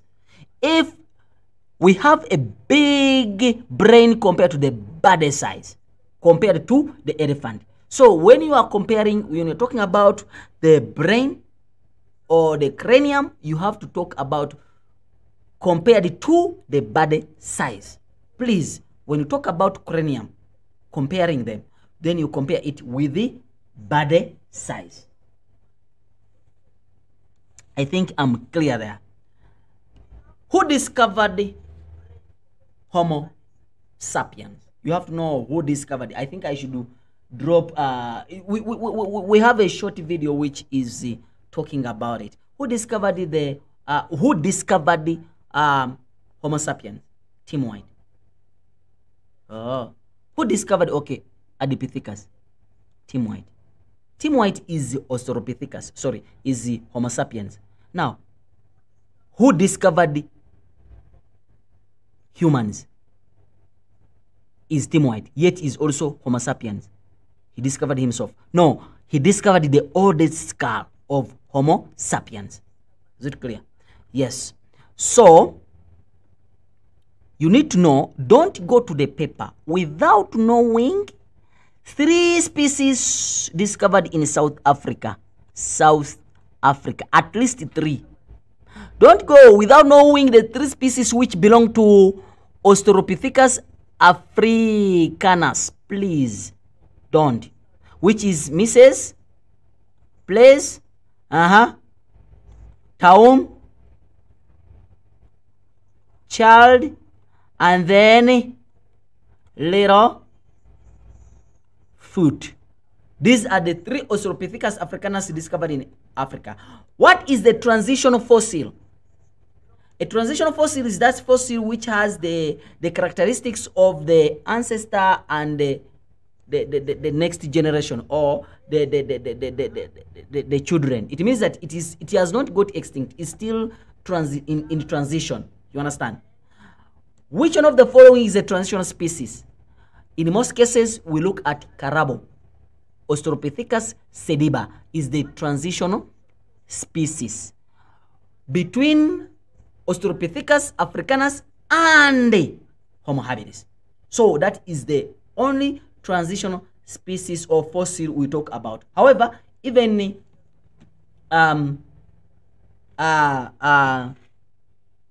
Homo naledi is also a transitional what?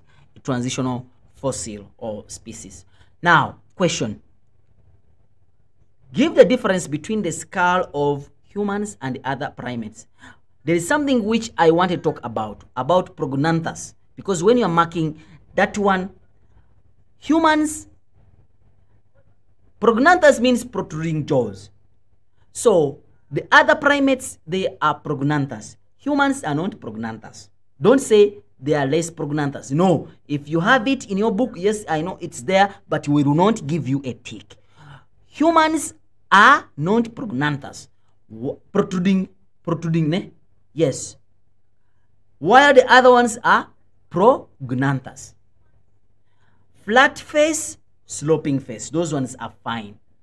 Foramen magnum in forward position. We don't want anything else. Forward position. Foramen magnum in backward position. Don't tell us that foramen magnum is in the center. Center where? Foramen magnum is in forward position. Foramen magnum is in a backward position. Those are the things which changed, and then you needed to know this before you go for your paper. Because if you make a mistake and you mess them up, you're gonna lose a mark. Yet you knew the answer. It's just to rectify those few small mistakes.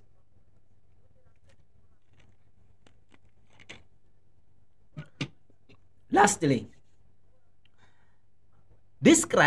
state the out of Africa hypothesis. State the out of Africa hypothesis. We say that modern humans, the word modern must be there. Modern humans originated from Africa. Modern humans originated from Africa and migrated the rest of the world. Originated from Africa and migrated. If you don't write the word modern, it's gone. The mark is gone. Give 3 evidences to support the out of Africa hypothesis. That is fossil evidence, mitochondrial DNA, and cultural evidence. Now, remember I said that this can come in this 6 mark. Yes? So how do I use cultural evidence? How do I use the mitochondrial DNA? How do I use fossil evidence to do this? Now, fossil evidence, you need to talk about few aspects. You have to talk about Adipithecus. You have to talk about Australopithecus. You have to talk about Homo habilis. You have to talk about Homo erectus. You have to talk about Homo sapiens. This is what you're supposed to talk about. Tell us that Adipithecus and then Australopithecus and Homo habilis only found in Africa. I think. Then when you reach here, you say that oldest, and also when you reach here, you say oldest fossil of Homo erectus and Homo sapiens were found in or discovered in Africa. I repeat. The fossil of Adipithecus, Australopithecus, and Homo habilis were only discovered in Africa. Only in Africa. Fossil of Homo erectus and Homo sapiens, the oldest fossils were discovered in Africa. That's how you're supposed to write the answer. Now, what about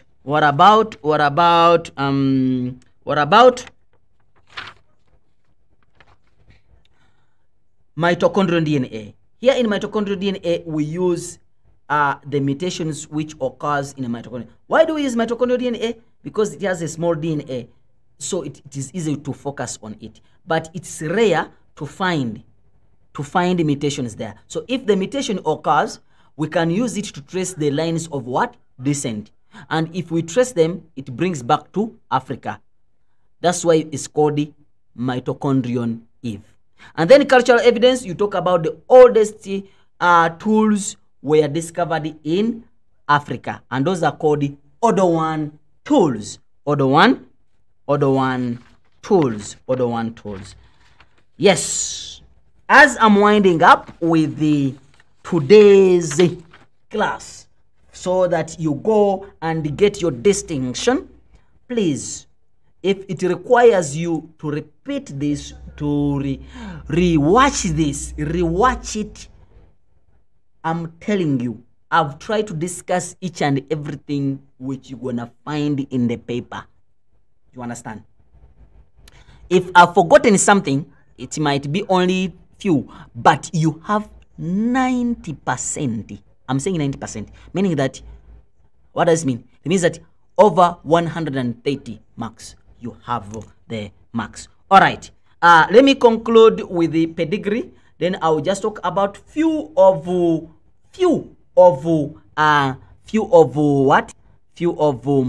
the experimental question, and then lastly I'll go to the terminologies. Just only talk about the terminologies, and then we conclude for this class.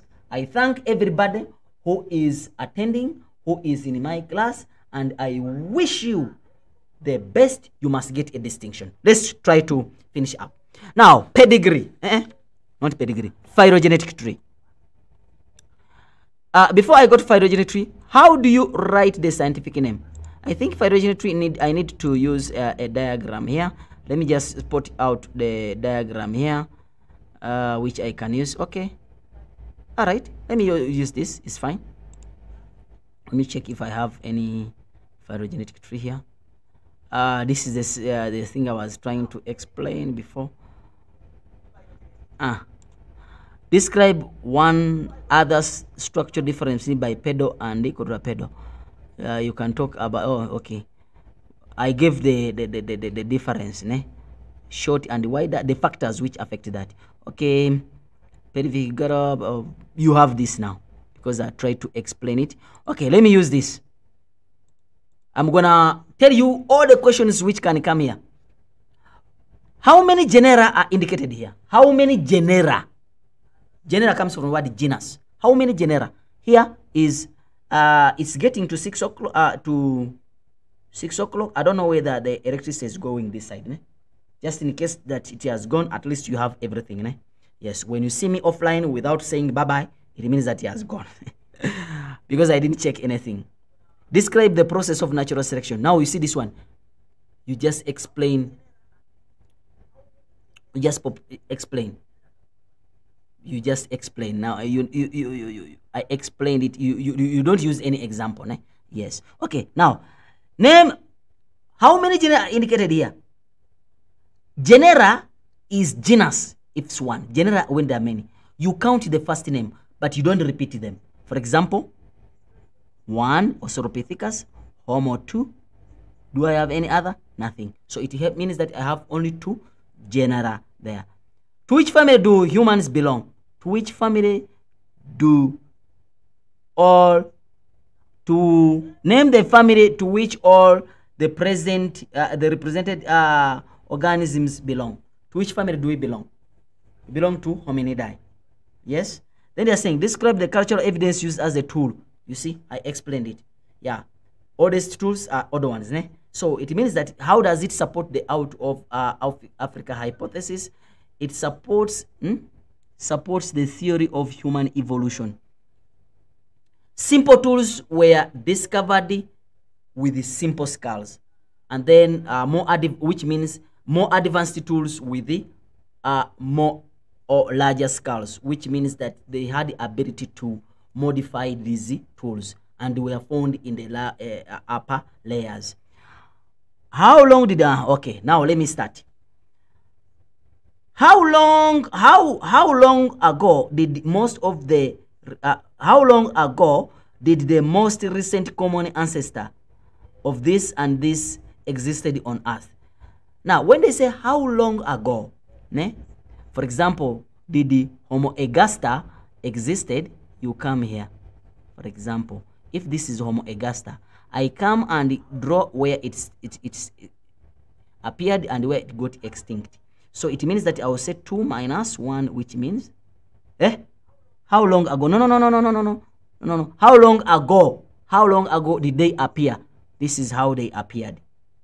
It means that it's going to be 2 million years. How long ago did they extinct? It's going to be here. So it's going to be 1 million years. How long did they exist? How long did they exist? That's a question. It means that I'm going to say where they became appeared and where they got extinct, and then I say 2 minus 1, I get 1. But here is going to be million years. It's not going to be million years ago. It's going to be million years. I think I'm clear there. Here you say million years ago. Here you say million years. Sometimes we always mark this unit. Then now they are saying, which species first used the tools? When they ask you which species, if it is not indicated here, it is Homo habilis. That's why it's called handyman. Which species first walked on 2 limbs? If they ask you species which first walked on 2 limbs, if it's not indicated here, it's going to be Homo erectus. I repeat, Homo erectus. Then, which species are competed for resources? In this case, you'll find out that if this species and this species, they exist at the same time. If you draw a line like this, you see that this one and this one, they touch each other. It means that they exist at the same time. It means that they competed for resources. So maybe you'll say that Homo ergaster and Homo habilis. So it depends on the species which existed at the same time. But it must be having a line where they touch each other. Not exactly, but they must have a line where they touch each other. Then now, they are saying, what are they saying? They are saying, explain the possible reason why Homo ergaster was placed between Australopithecus afarensis and the Homo. It means that this is a transitional fossil. Ne? Yeah, it's a transitional. It's a transitional fossil, meaning that it has the ability, has the characteristics of this organism, and then it has also characteristics for this. All right, explain the possible reason why Homo ergaster. Where is Homo ergaster? Homo ergaster is here, ne? And then Australopithecus afarensis is here, and then Neander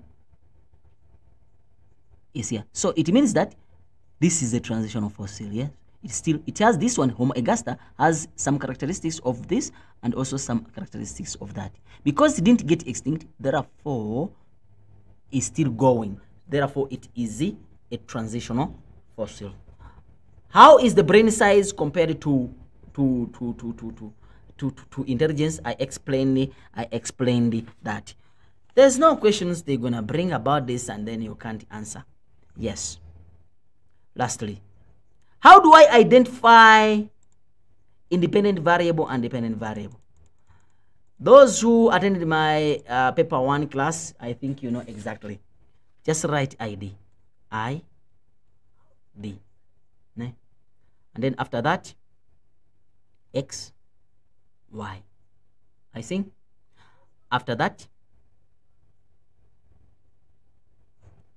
you tell us what is ID. Independent variable, not identity card. Independent variable, independent variable, dependent variable. Independent variable on x-axis. So when you're drawing, independent is x-axis is here. So independent variable must be here. It must have units, please. Then this one, dependent variable, is this y-axis. So dependent variable is here. And then now, please put the title. It must have both the independent and the dependent. Put units here, please. Don't forget about that. And then now, because if you forget, you lose the marks. Scale, please. Don't say 2, 4, 7, 8, 10. No, the range is not the same. Here is 2, here is 3, here. You have to use the same scale.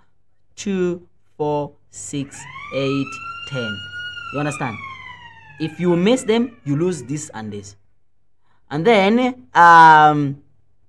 now, the problem, now you have got to know that independent is X, dependent on Y. But how do I identify them from the table? In most cases, the first column, however much, how many columns you have, is ID still. The first column in most cases is independent. And the second column is dependent. Please don't miss up. Yes? The second and the third is always dependent. So now, how do I plot? How do I plot and how do I draw a pie chart here? If you are drawing a pie chart, please convert this into degrees. For example, if I have maybe 10, 20,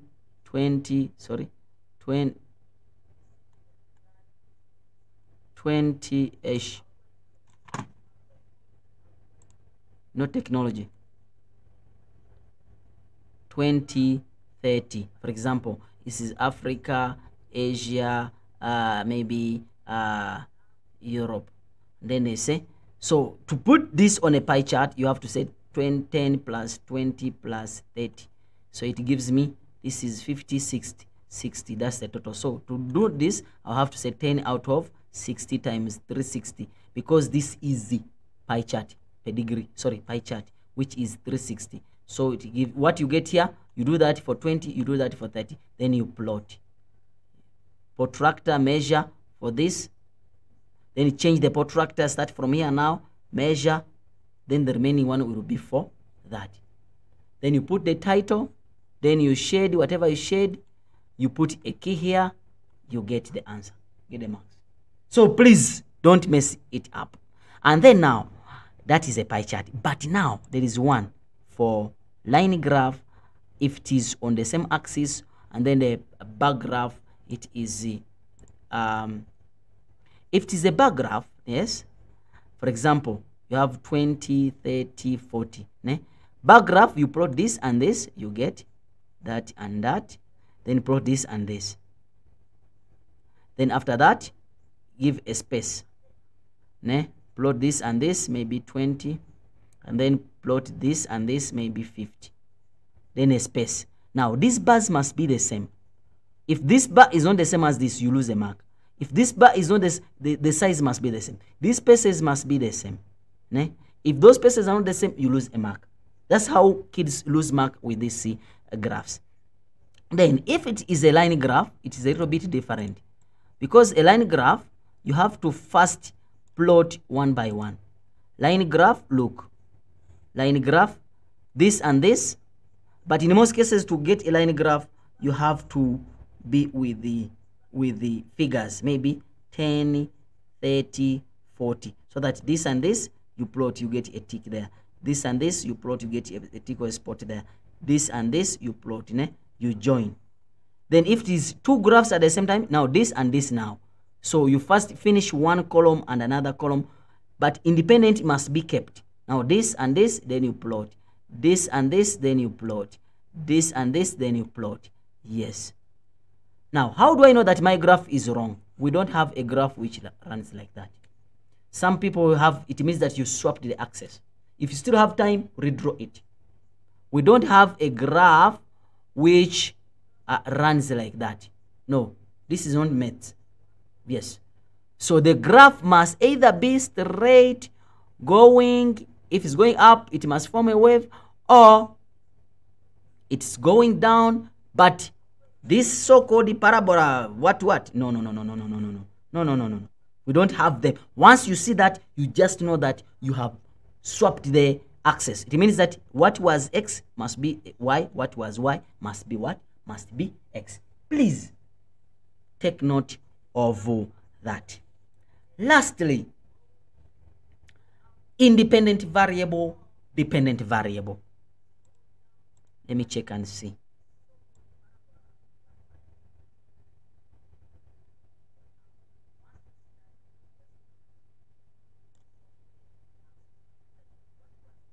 So this will be independent. This is dependent.